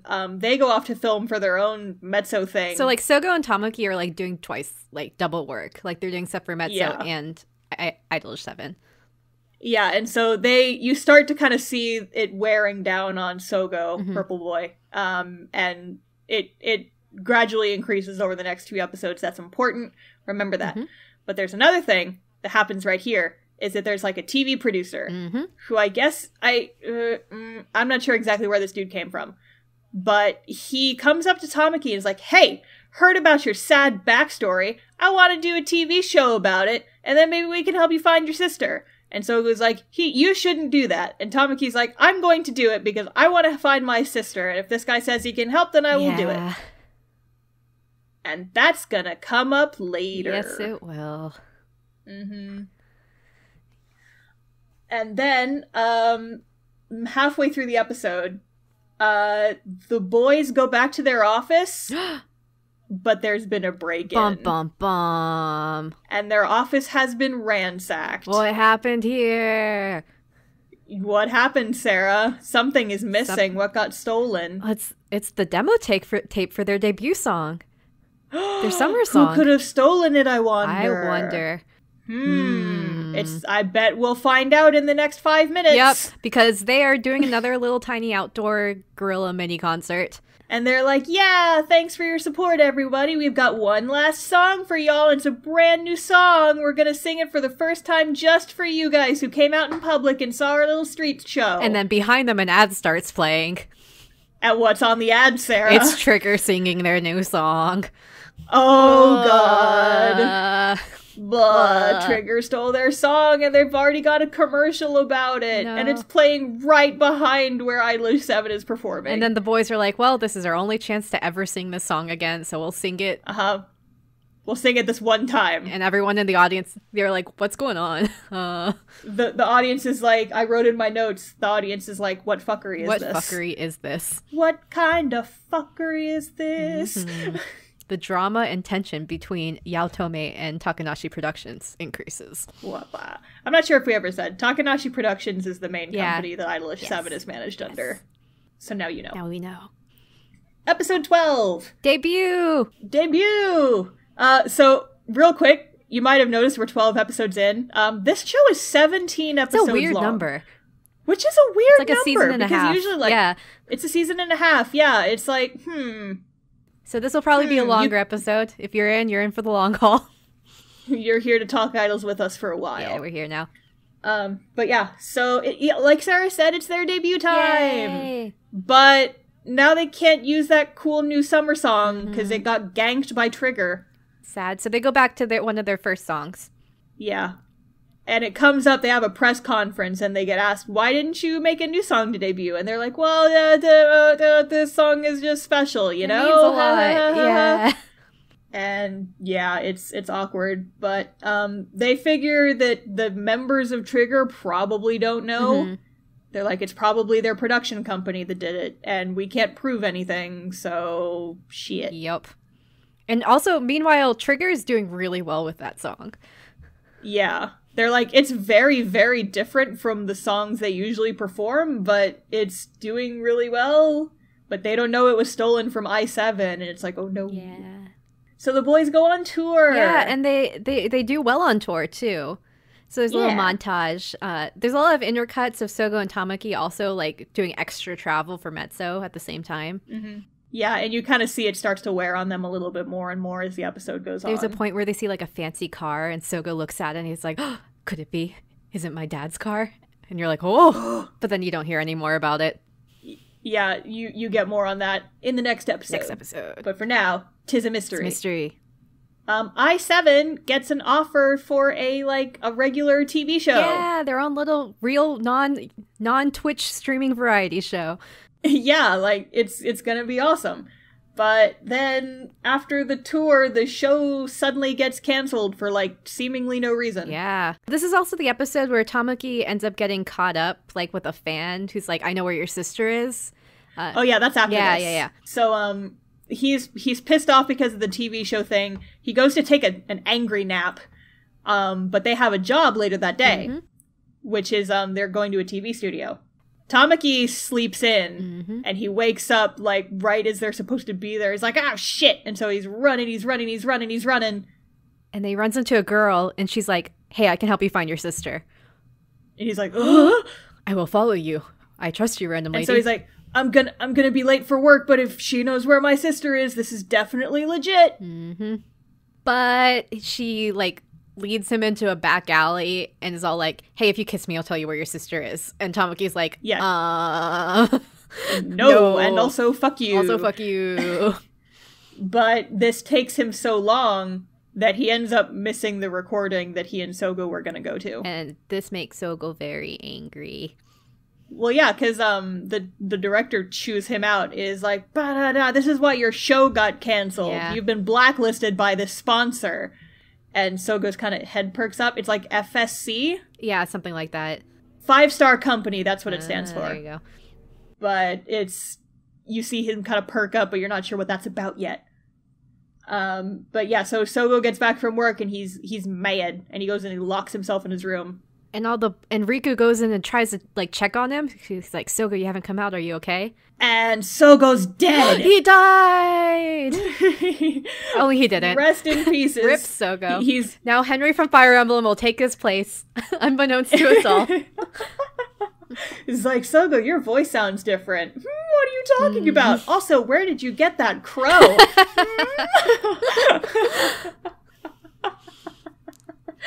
Anyway, so Sogo collapsed and he gets taken to the hospital. Or, I mean, like, they imply he goes to the hospital, but the next time we see him, he's just in his own bed. Yep. I don't know. So apparently what happened is that he got so stressed out from all the idol work that he got gastritis, which I'm not sure exactly what that is, but based on how they talk about it in the show, it's like there's a hole in his stomach or something. Yeah, he had a little ulcer. I feel like we should look that up before we talk about it. An inflammation, irritation, or erosion of the lining of the stomach. It can occur suddenly or gradually. Oh, there you go. So it's an inflamed stomach lining caused by stress. Uh-oh. That's bad. And it's a poor anime boy. Mm-hmm. And then Tamaki's all like, this is my fault. It's because I was late. Don't quit being an idol for mad this. At me. Yeah. Oh, well, yeah, that's another thing, is that Sogo, when he wakes up, he's like, I think I might quit being an idol. And Tamaki's like, it's my fault. Do not do this. And Sogo's like, I'm not quitting because we had a fight, stupid. Why are you quitting? Because my dad is the person who got our show shut down. Bum, bum, dun, bum. dun, dun. And now it's time for Sogo's sad backstory. Yeah, he has a little backstory about, like, how he had, like, an uncle who was a musician, but all his family laughed at the uncle, but then Sogo wanted to be an uncle, or not, he wanted to be an uncle. Yeah, I want to be an uncle. I also want to be an uncle, so to do that, I will become an idol. Yeah, so he wants to pursue music, but he's from, like, this extremely rich family, to the point where, like, his dad is the head of this sponsor, who's, like, this big entertainment sponsor. So he comes from, like, a big rich family. He's a rich boy. But he got disowned when he ran off to go pursue music. And so it's implied that the company's blacklisting them, so to convince Sogo to come home. Or to just screw with him. Yeah, but he's like, maybe if they're going to be an obstacle, then I should quit the group. And then the other boys are like, they can't stop us from doing everything. Yup. And then it never comes up again. Yup, that's it. He's like, I told you, this was just played for momentary drama. It will have no lasting effects on our success. So we cut back to the Trigger Boys a couple times. Ten, Riku's brother, is very suspicious of this new song. Oh, yes. He's like, this doesn't sound like one of our songs. It's like, why is this song so different? Don't you think it sounds like IDOLiSH7's music? And so they're kind of suspicious, but they don't really do anything about it. Yep. And then... Oh, there's like a weird scene where they're like on set for like a show, and Trigger's there, and Tsumugi goes to say hi to them, and they like talk about the song, and they're like, why didn't you guys make a new song when you debuted? And she's like, oh, well, there was a reason, and I'm not gonna tell you what it was. And Tsumugi's at that place because Trigger's there to like film something, and Tsumugi's there to apologize for Tamaki being late last episode. Oh, is that what it was? Yeah, she's all like, I'm there to apologize for Tamaki's. Gotcha. Because I forgot exactly why she was there. Oh, and she also thanks Yaotome Productions for like recommending IDOLiSH7 for the Music Festa. And like all... Well, she specifically says Gaku. Yeah, Gaku. And all the other guys are like... You did what? You did what? Huh? And Gaku's like, meh. You know. I do what I want. Chaos. He is Chaos Boy. He is I love good. him. But yeah, so, and then there's a conversation here where 10 is like, there's an award show coming up, the Japan Idol Music Award, the JIMA Award. They say, in the show they say it JIMA. JIMA! And so he says, you guys should win that award. Because if you guys win that award, I'll tell Riku what he wants to know about why I left home. Oh, and I guess also Trigger won the award last year. It's like for new artists. So, yeah. It's like a new artist award. Yeah. And there's an additional caveat of every year the winners of this award go head-to-head with the last year's winners in like a contest at the end of the year. An idol off called like the black or white something. Yeah, black or white competition. Yeah. Black or white showcase. I forget exactly what word they use. But so if IDOLiSH7 wins that award, then they'll go up against, I almost called them Jupiter. They'll go up against Trigger. Jupiter. Yes. I almost did it, but I stopped myself. Well done. It will probably happen at some point, but anyway. So that's like kind of now their motivation, is they want to get good so they can win this award so they can go head-to-head with Trigger. Yeah. Their rivals. And so now there's like a weird scene where you find out that Nagi like went on a date with this girl, and then she was like a model. Yeah. She's a model, and she's like, hey, model for my magazine. And so now he's like on the cover of this really expensive magazine. He's on billboards. And they're like, oh my god, this is a good opportunity to promote us. Yamato, he's got another drama. Yeah. We should do the theme song for the drama. And quick, we gotta like promo everything. You gotta get more popular. And they even like, they get invited to like a one-off of a variety show, like a one-episode part of it. Yeah. Yeah, so this is a variety show they'll be on a couple times. But this is the episode where there's also, like, kind of a weird little scene. Yeah, with Gaku? with the Gaku impersonator. Or something. Okay, no, I actually figured out what this was because I went back and rewatched some parts of a few episodes to take notes, and I figured out what this was. Tell me. It's extremely subtle. Okay, so what happens is the IDOLiSH7 company, they, like, order a fancy, like, tempura like delivery. Lunch or dinner to celebrate something. And the delivery guy looks identical to Gaku and sounds exactly like Gaku, the guy from Trigger. And they're like, oh my god, it's Gaku. And he's like, no, I get that a lot, but I'm actually not him. And they're like, oh, must be some actually, kind of doppelganger I think Tsumugi's the only one who interacts with him, which is fun. Yeah, I think so too. And she's like, wow, you look just like him. And he's like, yep, I get that a lot. And then he leaves. But I figured this out. That's totally actually Gaku. I figured, because he has the one line of like, I'm not as handsome as him, and then he mentions like being no one's as handsome as me later. No, okay, well, not even that, though. In, like, an earlier episode, way earlier, like, at the beginning of the show, like, I think the first time we're introduced to Evil President, and you find out that Gaku's his son, Gaku leaves, and the dad is like, what, you're going to her shop again? Oh. And Gaku's like, you can't tell me what to do. And so I think that his mom must run this noodle place, and so he works part-time as her delivery driver because he likes his mom. Well, maybe, but the mom thing is... Well, I know there's mom drama later, but no. I don't think that's the case. Because his parents are divorced. Yes. We find out later. And so I think that his divorced mom must work for this noodle shop. Okay. I have my own theories about his mom. I know you do, and I know exactly what you're thinking, but I don't think that's the case. Because it would complicate some stuff later. Anyway, so then while they're on this variety show, so they go on the variety show, and while they're on the variety show, they announce they're going to be on on this big show called Soundship. Soundship. And it's like... It's another idol big concert thing. Yeah, it's like a multi-group, like, concert showcase thing. It's cool. It's cool. So the next episode, episode 14, is Soundship Day. And Soundship is because the concert is on a big... It's like in a concert hall, but then the set is a big ship, and the idols sing on the ship.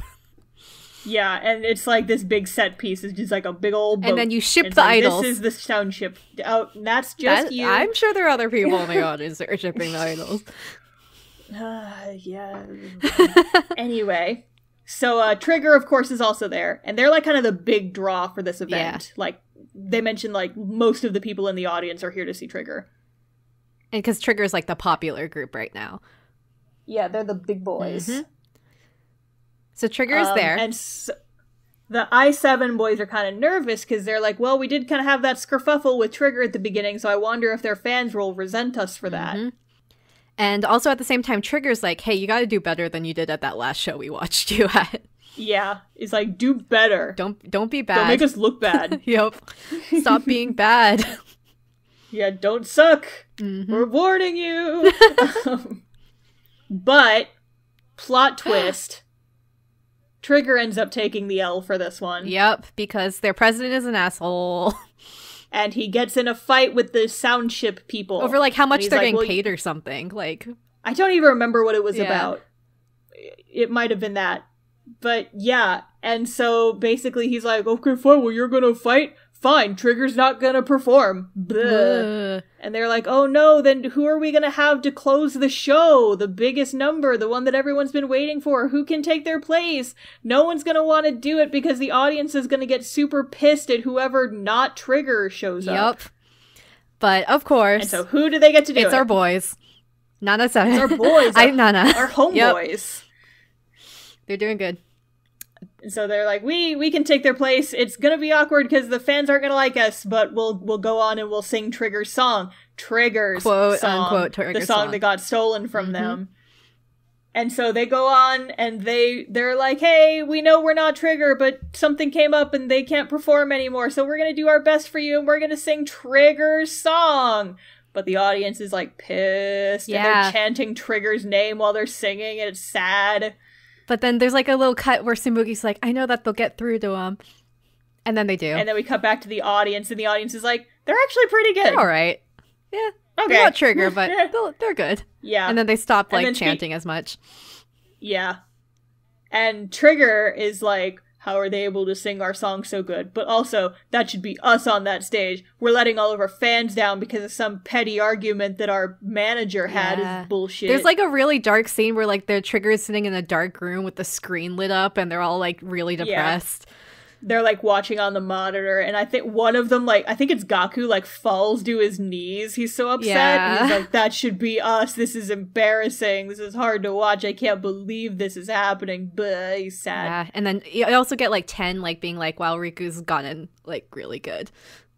Yeah, he's like kind of acknowledges. He's like, oh, look at my boy go. Look at my brother. Look at my brother. Look at him go. I guess his asthma is just not a thing anymore. Look what happens when you tell people and they help you out. Suddenly your asthma disappears. It's just like 22/7. Oh yeah, mystery. If you believe hard enough and your friend dies, then your asthma goes away. There you go. Something like that. There we go. I think just the fact that Riku's having other people monitor him is probably helping. Yeah, definitely. Because, like they mentioned, like, it hasn't gone away. He's just better at managing it now. He's not trying to do everything himself. Yeah. But that's not the end of the episode. They go home. Or they go back to their office. Well, so we cut back to the office, and no one's there. It's dark. Yes. But somebody's there who's in their office, Sarah. It's the songwriter from Yaotome Productions. He's looking for the new song. It's this guy again. He's digging around. He's like, they've got to have another demo CD in here. I got to steal it so that I won't get fired. And but then Mezzo walks in. Yep, the two Mezzo boys walk in, and they're like, okay, go get your thing that you forgot. Wait, there's somebody here. And, like, Sogo, like, even though, like, you're like, oh, they're not going to notice, Sogo, like, pinpoints. He's like, there's someone here. He's like, Ping! Paching! He's like, there's somebody in here. And then the songwriter dude, he like attacks Tamaki with a flashlight, and then we immediately cut to a later scene. Yep. It's like drama. You think he may have gotten killed, but then you see Tamaki on the phone. He's like, yeah, he just kind of smacked me with a flashlight. And he's like, but Sogo went crazy. Sogo like picks up a computer. There's like a flashback, and you see Sogo pick up the computer, and he's like, I'm gonna kill you now. And Tamaki's like, no, don't kill him. He's like secret yandere, and I love it. But yeah, so I-7's president is like, we're not going to take this out on Trigger. I'll just go have a talk to their president because this dude was acting on his own. Yep. And I'm going to go take care of it. So this is where we find out about the secret lady drama, between the two presidents. Backstory. Yes. So I don't think they ever say it outright. But it is very, very obvious. I think the timeline here is that at some point there was a lady. I think her name is Mutsumi or something? Yeah, I wrote it down, but it's later in my notes. Yeah, so I think evil president, Yaotome president, was in love with her. But she got married and had baby with the good guy, the I7's president. President Takanashi. Yep. Takanashi, thank you. And so, but then she died very young because their baby was Tsumugi, who is I7's manager, and then she died. Tsumugi's mom, this lady, died when Tsumugi was a baby. And so I don't think they ever fully state it outright, but it is extremely heavily implied to the point where they might as well have just said it, that Yaotome Productions president has he has this grudge against the I7 president because he stole a lady from him.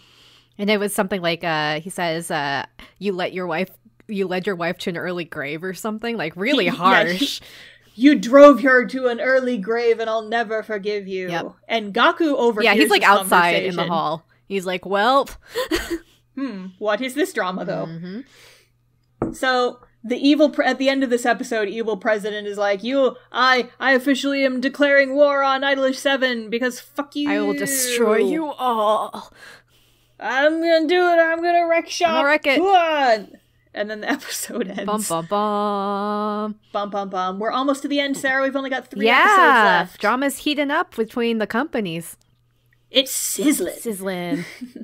So episode 15, it kind of opens with, you see like a bunch of tabloids. And there's like one where there's like Tamaki and Sogo, like Mezzo, are just like a backup group for IDOLiSH7. And all the other boys hate them.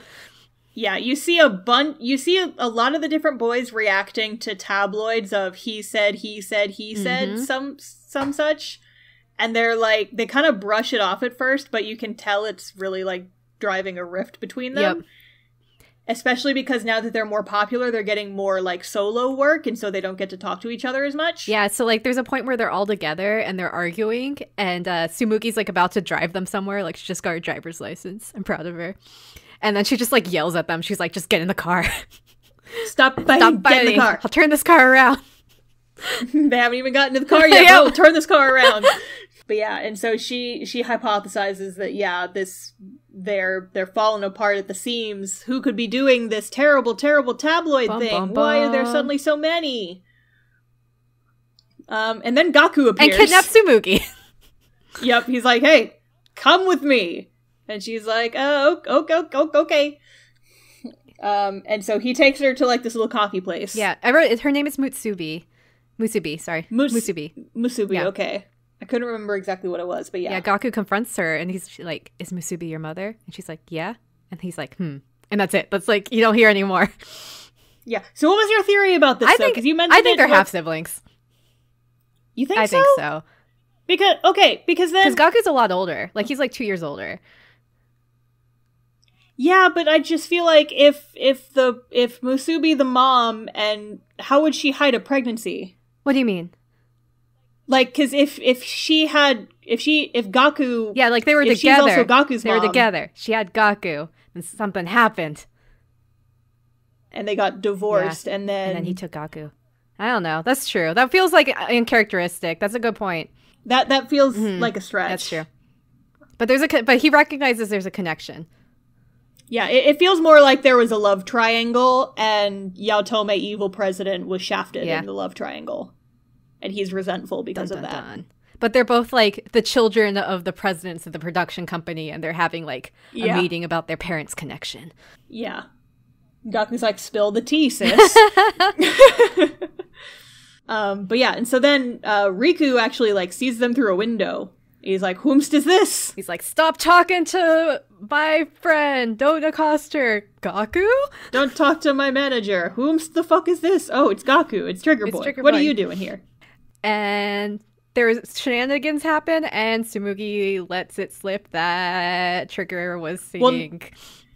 Well, she almost lets it slip, and then Riku's just like, yeah, that song you guys sing, that was stolen from our office. That was our single. We even filmed a PV for it, and we never got to use it because of y'all. And Gaku's like, what? He's like genuinely shocked and very upset by this. Extremely angry. And Tsumugi tries to reassure him. She's like, oh, it wasn't your fault. It was like the songwriter's fault. But like Gaku's like broken up. He's very mad. Very mad. He's not happy about this. And speaking of very mad. Uh-oh, all the boys. We skip back to IDOLiSH7, our boys, and remember a couple episodes when that TV producer says, hey Tamaki, we want to do an emotional show about your tragic pack story. Well, that comes back. It's time for that to resolve. And so they say, it's like, okay, it's time to film the show, but we're not gonna tell you if we found your sister or not because we want your reaction to be genuine while we're filming. And so they get Tamaki really and all the IDOLiSH7 boys on the set, and they're like, it's time for a heartfelt reunion. And instead of his sister walking out, it's his dad. His asshole dad. And there is the music gets real scary, like the dialogue gets super muted, like Tamaki is having a fucking breakdown. And there's, like, this extremely scary, like, fisheye lens photo of him, like, real close to his face, and it looks almost like a Junji Ito drawing, and I'm like, I was watching this at, like, 1 o'clock in the morning, and I was genuinely alarmed by this shot. I'm like, oh, Jesus. It's really bad, because, like, it's, like, this abusive, horrible person is, like, all of a sudden, like, trying to be back in Tamaki's life because he has money. It's not good. It's very bad. And so you never actually see the dad's face, but you like see his teeth, and he's got like he's almost got like shark teeth. Yeah. And he's like, oh, I'm so proud of my son. He looks just like me when I was that age. He grew up into such a good young man. And Tamaki just goes at him straight up. Yeah. He punches this dude. And I'm like, yes, punch that dude. Get rid of him. But on the other hand, really glad this show is not being filmed live. Right. Because he goes apeshit. Yeah, and like all the producers are like, hey, we can't have this. Yeah, and so like he at one point like flips a table onto the host of the variety show and he gets hurt, and it's like, it's a bad time. And then like all the boys have to have a talk. It's like, hey, you signed up for this, so it's like, you can't act like this professionally. And so it's just this bad, it's a bad time. It's a very bad time. And then Tamaki's just, like, crying. Yeah, it's really sad. He's like, oh, boy. And all the boys are... It's like, not only did they not find his sister, they found his dad and, like, dragged him on stage in front of him. It's like, no, boy. Because they say it's, like, Tamaki's dad left, and that was, like, one of the reasons his mom passed away. And then he is, like, indirectly responsible for him and his sister getting split up. Not good. Because it's like, if you were still in their lives, then they wouldn't have had to get split up, but you're such a scumbag, you weren't there for us, and it's your fault. Yeah. It's sad. It's bad time. So then we skip back to Trigger, and the rest of Trigger finds out about the song getting stolen. Yep. And also, they figure out that, like, Trigger's managers are the ones that have been feeding the press, like, shitty info about I7 trying to get these tabloids talking. Yep. And there's like a line where Gaku's like, hey, I'm sorry, I'm gonna have to leave Trigger because I'm gonna go punch my dad. I forgot about that. He's like, I can't be held responsible for my actions in the future, so I probably need to quit the group. He's like, no, Gaku, we'll go punch him together. We'll all punch your dad. We'll all punch your dad. And I'm like, look at these boys. They're gonna go punch somebody together. Yeah. There's also this moment where, like, the manager walks in, like, with the tabloid and, like, was like to Ten. He's like, oh, I didn't know you and Riku from I7 were twins. And then Ten's like, did they find out or were they told? And their manager, we haven't really talked about their manager, but he's like this dude, he's got, like, long pink hair. He looks like Marluxia from Kingdom Hearts. Oh my god, that's who he looks like! Yeah. He does, though. Yeah. He's Marluxia, that's what I'm gonna call him. Marluxia from Kingdom Hearts. His name. Yep. But yeah, so he's like their manager person. President is like the company president, but their manager is the one who's like walking around with them. He's like their Tsumugi equivalent. Yeah, basically. But yeah, so that it's dramatic. It's like, did they find out this information, or were they told by someone in this company to get bad press about I7? Bum. But we skip back to the office of the I7 boys. in the aftermath of Tamaki's botched shoot, and they're all down and sad. Sad boys. Sad boys. And they find out that they have been nominated for the Japan JIMA, the new music awards. Yeah, they got nominated for the new artist award, but none of them are really happy because they're all just kind of in a bad mood. After all of the Tamaki and everything After else, the Tamaki and all the fights and everything. And also a lot of the tabloids actually did dig up on things that were sensitive spots. Yeah. Like talking about Sogo's connections with his family and like Riku and Ten. And there was also like a thing about Yamato having a child, but they never bring it up again. Or no, like Yamato was they suspect that he was a secret love child from a famous actor. And he's like, that's a lie. But then you're like, was it a lie? Though? Was it a lie? But yeah, they're all down. They're all down, and like even finding out about this award, they don't get happy. Oh, and then this made me kind of mad. So we talked earlier about how occasionally they put very important scenes after the credits. Yeah. This is one of those. Oh, you didn't watch this one? I missed this scene. Oh, no. And I started the next episode and was like, did I skip an episode? What happened? Because there's an after the credits scene where the president walks in and he's like, you guys got nominated for this award and you're not even happy? Then you should all just quit. I7 and Mezzo are both disbanding right now. And then he leaves. Just like 22-7. Oh God. The parallels! The parallels! Where's the wall? The will of the president is absolute. Maybe the I7 president is the person behind the wall. Oh my God, though. They're all connected. It's all connected. I hope people have been listening to these episodes in order, or else it's gonna make a lick of sense. Otherwise, listen to our 22-7. Watch 22-7. It's not great, but you can listen to our episode. I said I liked it. I didn't say it was good. Yeah. Anyway, so that's a very important scene. And so now we're on the second to last episode, and everyone's emo! Because their group is disbanded, and all of these sad things have come up about their past. Yep, and so we skip to this scene where all of the boys are just kind of like meandering around the park in small groups, waxing poetic about what it means to be an idol, and the Trigger boys are also there, somehow. Also waxing poetic because of their horrible company. Yep. And so, like, the first half of this episode is mostly them just kind of, like, walking around and being like, I wanted to be an idol because X, but then really being an idol is like Y, and because of that, being an idol is Z. It's a lot of that kind of talk.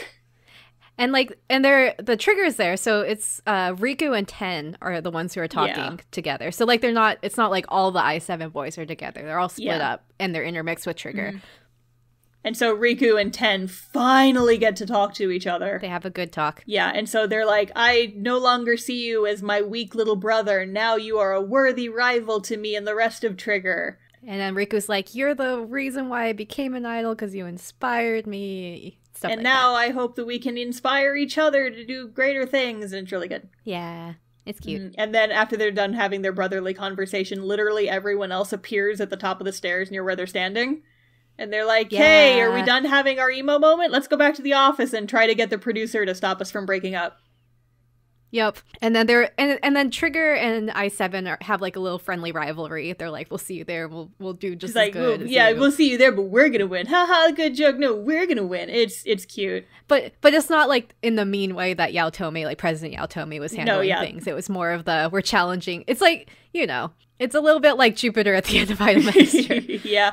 It's like good-spirited, like, rivalry of we want to push each other to be better. Yeah. It's good boys. Good boys. So then the IDOL7 boys go back to their office. And they hear a story from Nagi. Yeah, so Nagi drops the bomb that he's actually the one who gave them all the music that they've been singing. But he didn't write the music. Who did write the music, Sarah? It was one of his friends he knew back in the old country. In the old country? Back in the old country. And his friend, also, who was the Haruki person he was praying to episodes ago, if you haven't caught on yet, his friend, Haruki, was apparently visiting the old country because Haruki was looking for his friend. The famous idol that we mentioned in the first episode? The famous idol. Apparently, all of their music was written by Zero's songwriter. Oh, dang. Oh, dang. No wonder they're so popular. Lelouch v. Britannia is suddenly just like this famous composer. Wow. Wow, good job, Lelouch. Spoilers, Lelouch is Zero. Side note. Did you like my Hank Hill impression just now? It was Mama, look at these idols. Oh my gosh. Anyway, so this Haruki person wrote all of IDOLiSH7's music and gave it to, but he passed away and he gave it to Nagi, and then Nagi was like, well, this is a production company that he spoke high praise for, so I'll just give them all their music anonymously. So that's where you find out that Takanashi Productions has a connection to Haruki, who has a connection to Zero. Yes, it's all connected. Mm-hmm. But then Nagi didn't try out for this idol group. He just randomly happens to get scouted by the group that he gave all of his music to. Yep. He came to Japan kind of also because of his friend Haruki, but also kind of because he was a weep. Yeah, it's like 50-50. 50-50. He's like, I'm here to do this noble thing and pass on my dead friend's music, but also I gotta go to Akihabara and buy all this magical girl stuff. Gotta get the magical girl stuff. I mean, same. Because, like, they actually do show him, like, hanging out in Akihabara during the montage of him explaining this, and I'm like, my god, I love this. Me too. Same. He's such a dweeb. I love him. Yep. Maybe I'm Nagi. I think you are Nagi, Sarah. Heck. Give me your best oh Jesus. Oh, Jesus. Good. You pass. Thank you. Okay. Yes, so the boys go and apologize to the president. It's like, we're sorry we weren't excited about winning an award. Please don't make us stop being idols. And then the president's like, come with me. And they go to a park.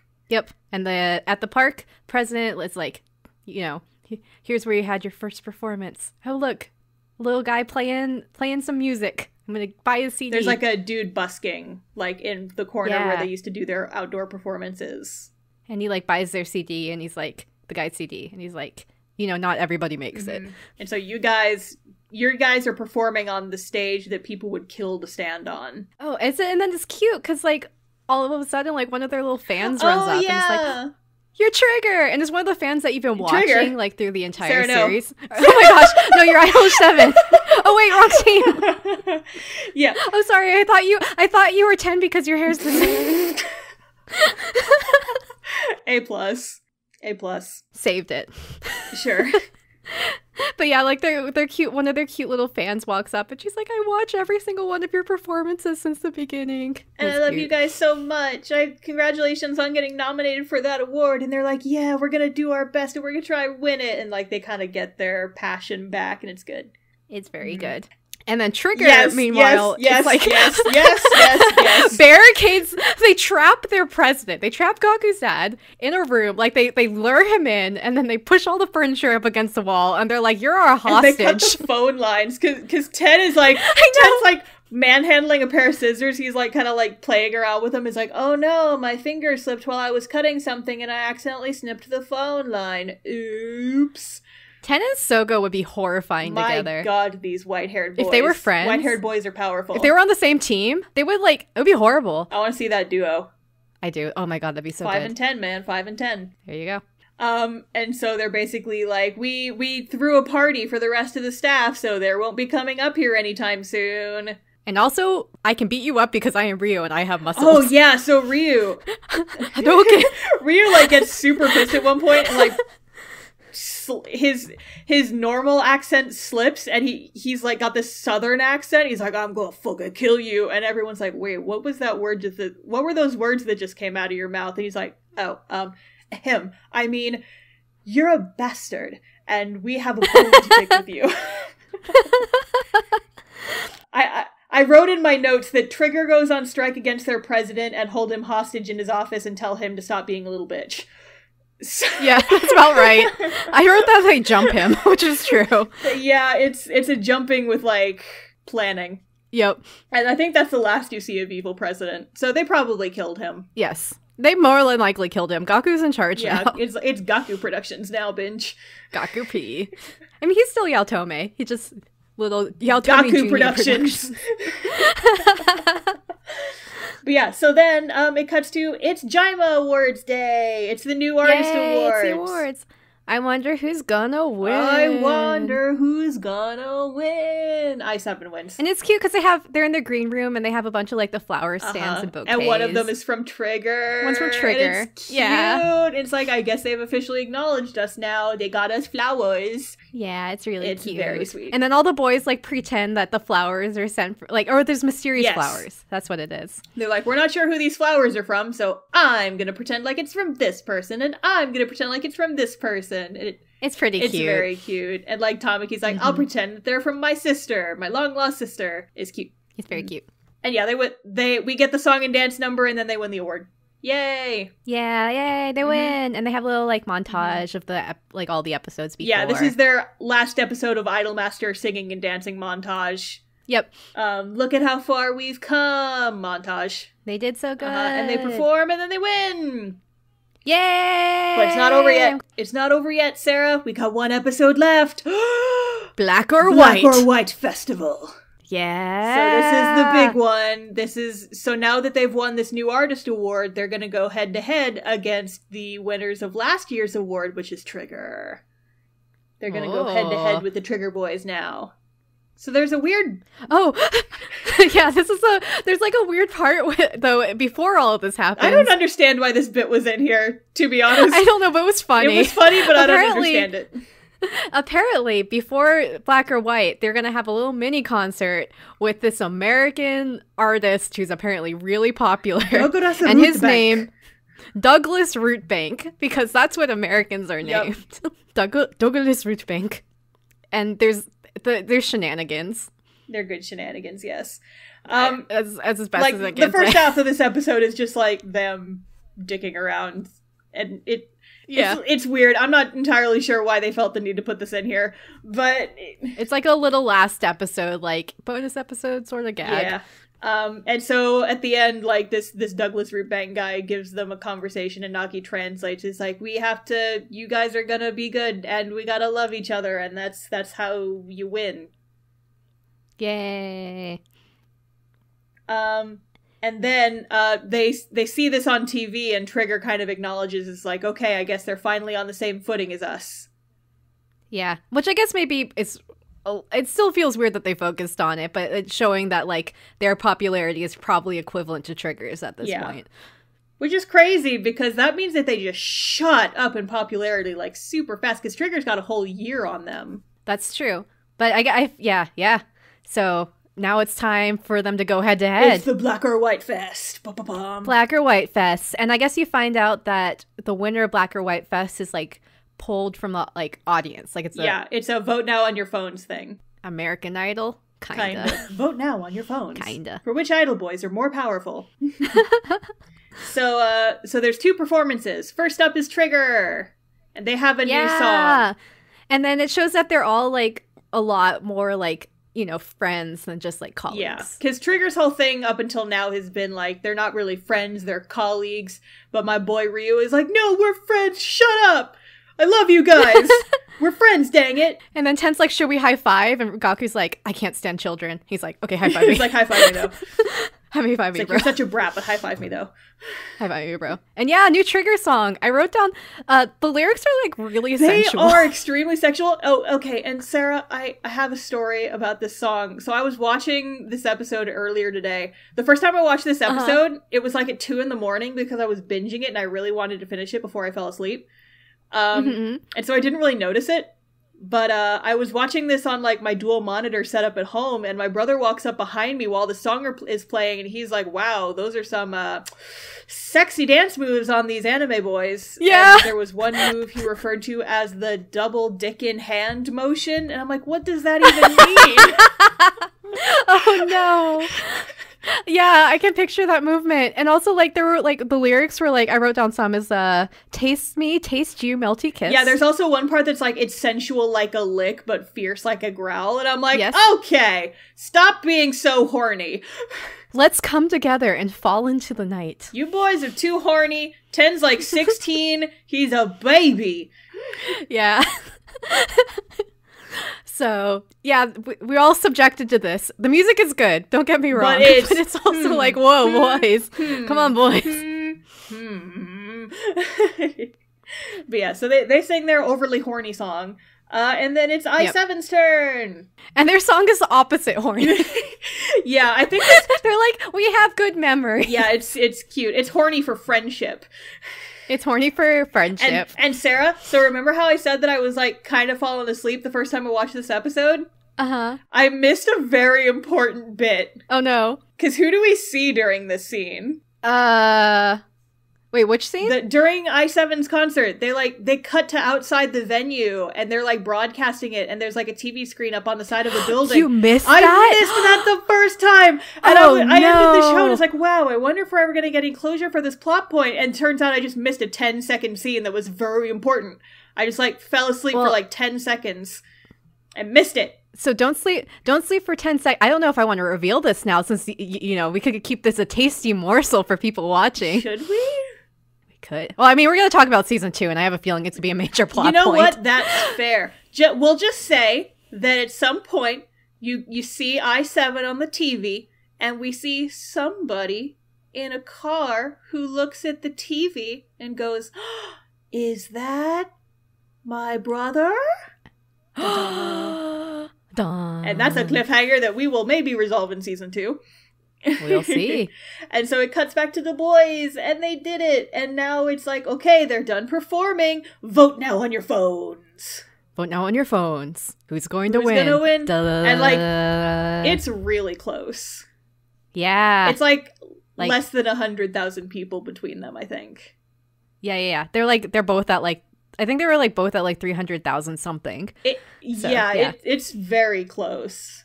But the winner is... IDOLiSH7 wins! Yay! Go boys! Our rainbow boys did it! I voted for them because my mom wouldn't let me watch the Trigger show. It was too sexy. It was too sexy. Oh boy. Oh, but yeah, so they win and they get the trophy, and Trigger's very shocked that they didn't win, but then the audience starts chanting for them, and they're like, "Aw, but you know, if we lost to anyone, we're glad we lost to these boys because they're good boys." Yeah, and they're like, "We're gonna just keep challenging each other in future concerts, and we'll beat you next time." That momentum will last up to season 2, which at least, which will come out about a year and a half after this one. Mm-hmm. And you also get the cliffhanger of 10 like walking off stage, and he whispers in Riku's ear, he's like, "I'm going to tell you why I left home." And then we don't get closure on that because the episode ends. Season 2. But yeah, and then like it's the end credits and the opening plays. And it's really sweet. You see little airplane boy. You see, like, you end the show with airline safety guy just vibing. Perfect ending. So that's IDOLiSH7. We did it. We did. What did you think of it overall, Star? I thought it was really cute. So I wrote down some notes on like some thoughts I had about like the structure of this show. So this show breaks the mold in a lot of ways that's really, really refreshing, and that I honestly did kind of appreciate how it broke away from the standard tropes of the genre. We already talked a lot in the past about how they took some episodes that are usually like big key drama moments in other shows and just kind of like threw them out the window in favor of something more original. Or if they had a trope, like they didn't focus on it, right? So like if it was the Tamaki drama, it was resolved by the end of the episode or by the beginning of the next episode. Yeah. And I mean, to be like, Tamaki's drama are never fully resolved. Like his arguments with Sogo, like that sort of thing. Like the not huge backstory ones, the more interpersonal. Yeah. And so on that topic, the character development and backstory is more naturally blended into a story that actually kind of flows along. Because in shows like Idolmaster and also in I7 especially, or I7, in 22/7, you would get, like, each character got their own episode. And while that was good for, like, introducing us to these characters in a way that's like, you are this, you are this, you are this, IDOLiSH7 kind of like takes that, what would have been that episode, crunches it up, sprinkles it over the entire series, and it just kind of feels more natural as a result. Yeah, I agree. I like the fact, again, too, that like there's 7 of them, but you do kind of get a lot of their personalities and backstories. It's not like there's Riku's the main character and you only hear a lot about him and only a little bit about the other boys. You get a lot. Like, there's a lot of focus on Riku and Ten, but you do get everybody else too. I would say that Riku and Tamaki are probably the two that are focused on most of the I7 boys. But we also get a lot of the Trigger boys as well. And, like, Ten's whole thing and Gaku's whole thing. Ryu got shafted, but I love him. And season 2 has potential. Give me more of my boy. Give me more boys. Give me more of this doofus. I love him. He's tall and muscular, and I want to give him a hug. And he has greenish hair. Greenish hair. Not all the way green, but a little green. He's a little bit green. Green enough for Starla. Green enough for me. And so I kind of appreciated it. It was like a fresh drink of water after being, like, watching a lot of shows that kind of settled into a formula. It was nice. And the music was good. The music was very good. Okay, I'm not huge on Trigger's music. It's good, but it's not, like, my thing, really. I much preferred I7's music, but of all of I7's music, I don't think there was any that I disliked. Yeah, I like both of them, too. It's definitely, I7 is more poppy, and Trigger is more... edgy. I would say almost ballady. It's like edgy rock. Dark stuff. Edgy. Yeah, but they're good. So Good beans with good songs. The voice actors are great. The animation is done well. The one thing I want to say about the animation is... I know that some folks I've talked to are kind of annoyed by, like, anime shows that, like, suddenly the characters just turn into chibis for, like, comedic moments. They do that a lot. They do that a lot in this show, but I was less bothered by it because the chibi style is extremely cute. It's really cute. And they really only play it up for comedy-specific moments, and those are some of the moments that made me laugh the hardest. So, like, I got so many genuine laughs out of this show. It was really, really good. I know! I enjoyed it. Oh, Jesus. Oh, Jesus! Oh, Jesus. Plus one. Like, most of my laughter moments were from Nagi and just him being a doofus, but... My name is Dogura Rutabank! Douglas Rutabank. Why does this American have a Japanese accent? We'll never know. But yeah, it's just, I really appreciated this show. And I also appreciated, there was not a single character in this show that I didn't like, at least of the main characters. Like, Yaotome President can go screw himself. But, like, all the boys he was meant to be disliked. All the boys are good boys, though. They are good. And, like, I feel like there's enough where, like, they fall into a lot of the tropes. But, like, they all have still their own distinct personalities. Yeah, like, I was thinking about this earlier, and it's like, there's a line between just playing to a trope and just a character having that personality trait. And I7 is definitely the latter, in that I could walk up to any of these characters on the street and believe that they are real people. Because, like, they're written in ways that, like, you believe that they have these personalities. They're not, like, overly played out anime tropes, and it's extremely refreshing. It's good. Oh my god. Like, I'll say it again. I did not expect to like this show as much as I did. But like, but now you're in deep. I'm like even deeper in the idol pit now. Pulling out the king blades. Like, here we go. But like, real talk though, by the time this episode comes out, I may have done it already, but I'm planning on doing some IDOLiSH7 merch for my artist alley table. So like, do it. I want to do it. I want to draw them in their opening outfits because they're so freaking cute. It's so good. Like, they're good I don't boys. really crossplay much these days anymore, but like, I would make these outfits. I don't know who I would be. But like, I really love their opening outfits. They're so good. They're real pretty, and I know who you're gonna be. Listen. You're gonna be Tarmac Boy. I'm gonna be Tarmac Boy. I'm gonna be airline safety guy. I'm just gonna hang out in the background and just like wave my arms in the air and have a good time. Yeah, there you go. Sold. So Sarah, what are your thoughts? My thoughts are, I liked it. It was really good. I felt like I was cheering on the boys. I'd also say one thing I really liked is I liked Tsumugi. Like, I felt like the fact that she was your self-insert, but she had her own personality. Like, she was doing her own hard work, too. And I feel like that's really different, especially compared, I would say, to certain guy idol shows I've seen, and female idol shows, too. Like, the producer character doesn't get a lot, and she got a lot. She did get a lot. I feel like she got just enough. She got exactly enough. Like, you could still focus on the boys, but it was nice that it wasn't just the boys. And even then, like their fans, like, you got little snippets, so you kind of got attached to them too. Yeah. So there were like enough screen time for all the characters where you're like, I am a fan of all of the people in this show, except for Cube. Except for Cube. One other thing that I did want to bring up that I thought was nice. So I think in Idolmaster, this is kind of the case for a couple of them. Like when they had their individual episodes, it was just kind of like the girl who's the focus of the episode and producer. And then they interact, and that's how you get their backstory. But this show was big time focused on just the interactions between the boys and how their relationships evolve. It's very good. Mm-hmm. It's like we love to see it. We love to see these boys learning how to like get along and mesh well with each other and learn about each other's weaknesses and like let their weaknesses become their strengths. And they make like a little idol family. It's really good. And also in this house. Sarah ships Iori and Riku. And Sarah's the shipper. There she goes, just walking down the street singing. It's the red-haired one and the black-hair one. They start out like kind of disliking each other, but then tell us more about your ship, Sarah. I think they're good boys. They're good boys. I think they're good together. Iori cares about Riku and encourages him to care about his health, and then Riku encourages Iori to loosen up a little bit, and I could go on for a while. We'll stop here. We've already been recording for 2.5 hours. That's true. Well, I mean, I could go another 2.5 hours about my ships. The sun went down. Like, that's true. Okay, so Sarah, give me your tier list. Who are your favorite boys? I really like Iori. Or actually, no. I'm going to actually say number one boy is Gaku. I love Gaku. He's a good boy. Yeah. He's great. Like, he's like just straight up chaotic. He do what he want. I think he's fun. He's very fun. I love Gaku. I like Iori, for sure. I like Mitsuki. He's a good boy. I feel like we didn't talk about him much, really but he's so good. I know.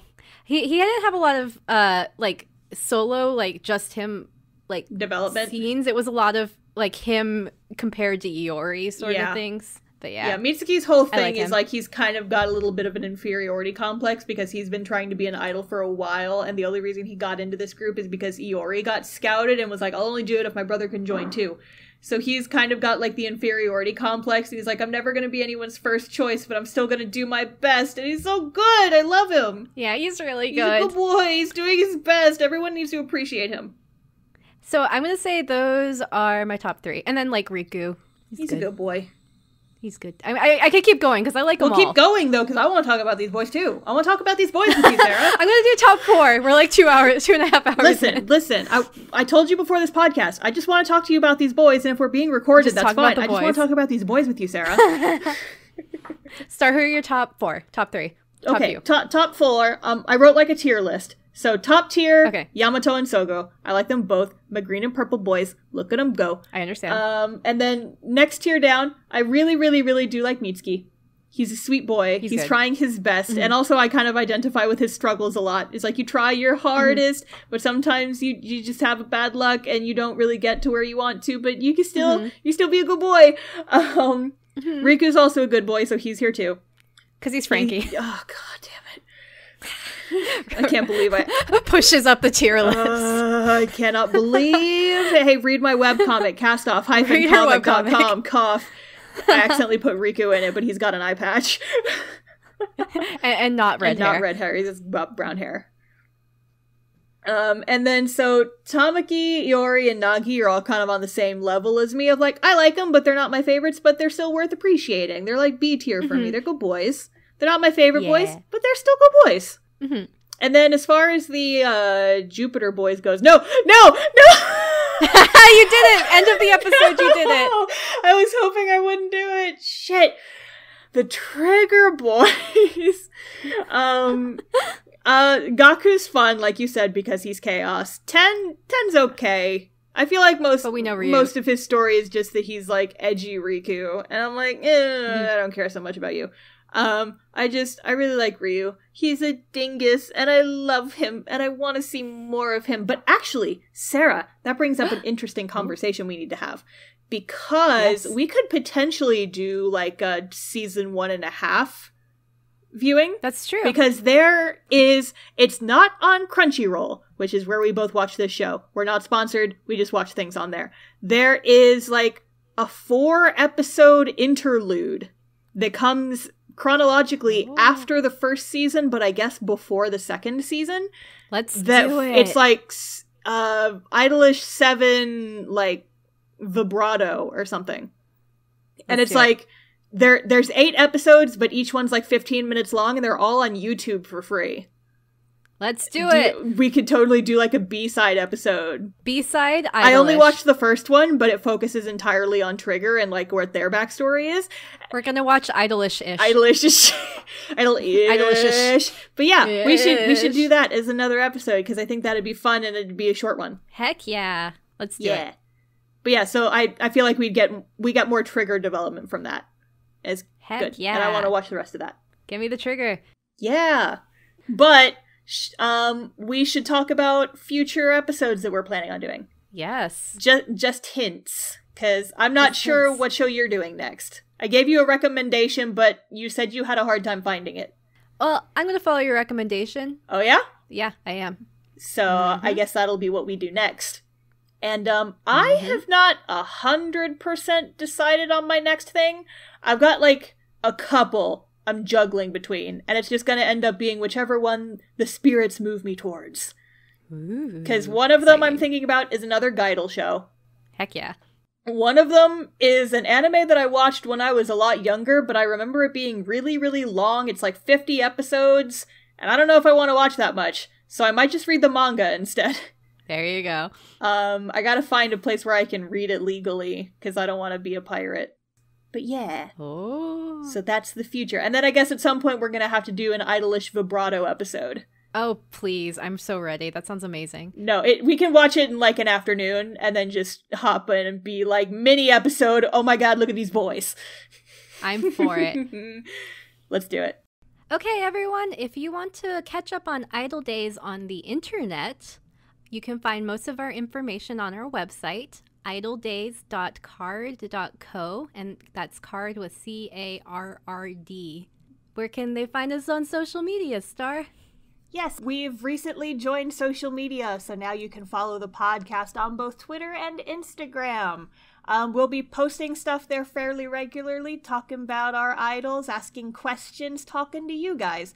So if you want to follow us there on both platforms, we are at IDOLDAYSPod. That's IDOLDAYSPOD on both Instagram and Twitter.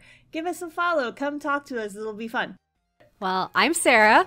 And I'm Star. And we've been ladies. See you next live. See you next live. Bye. Bye.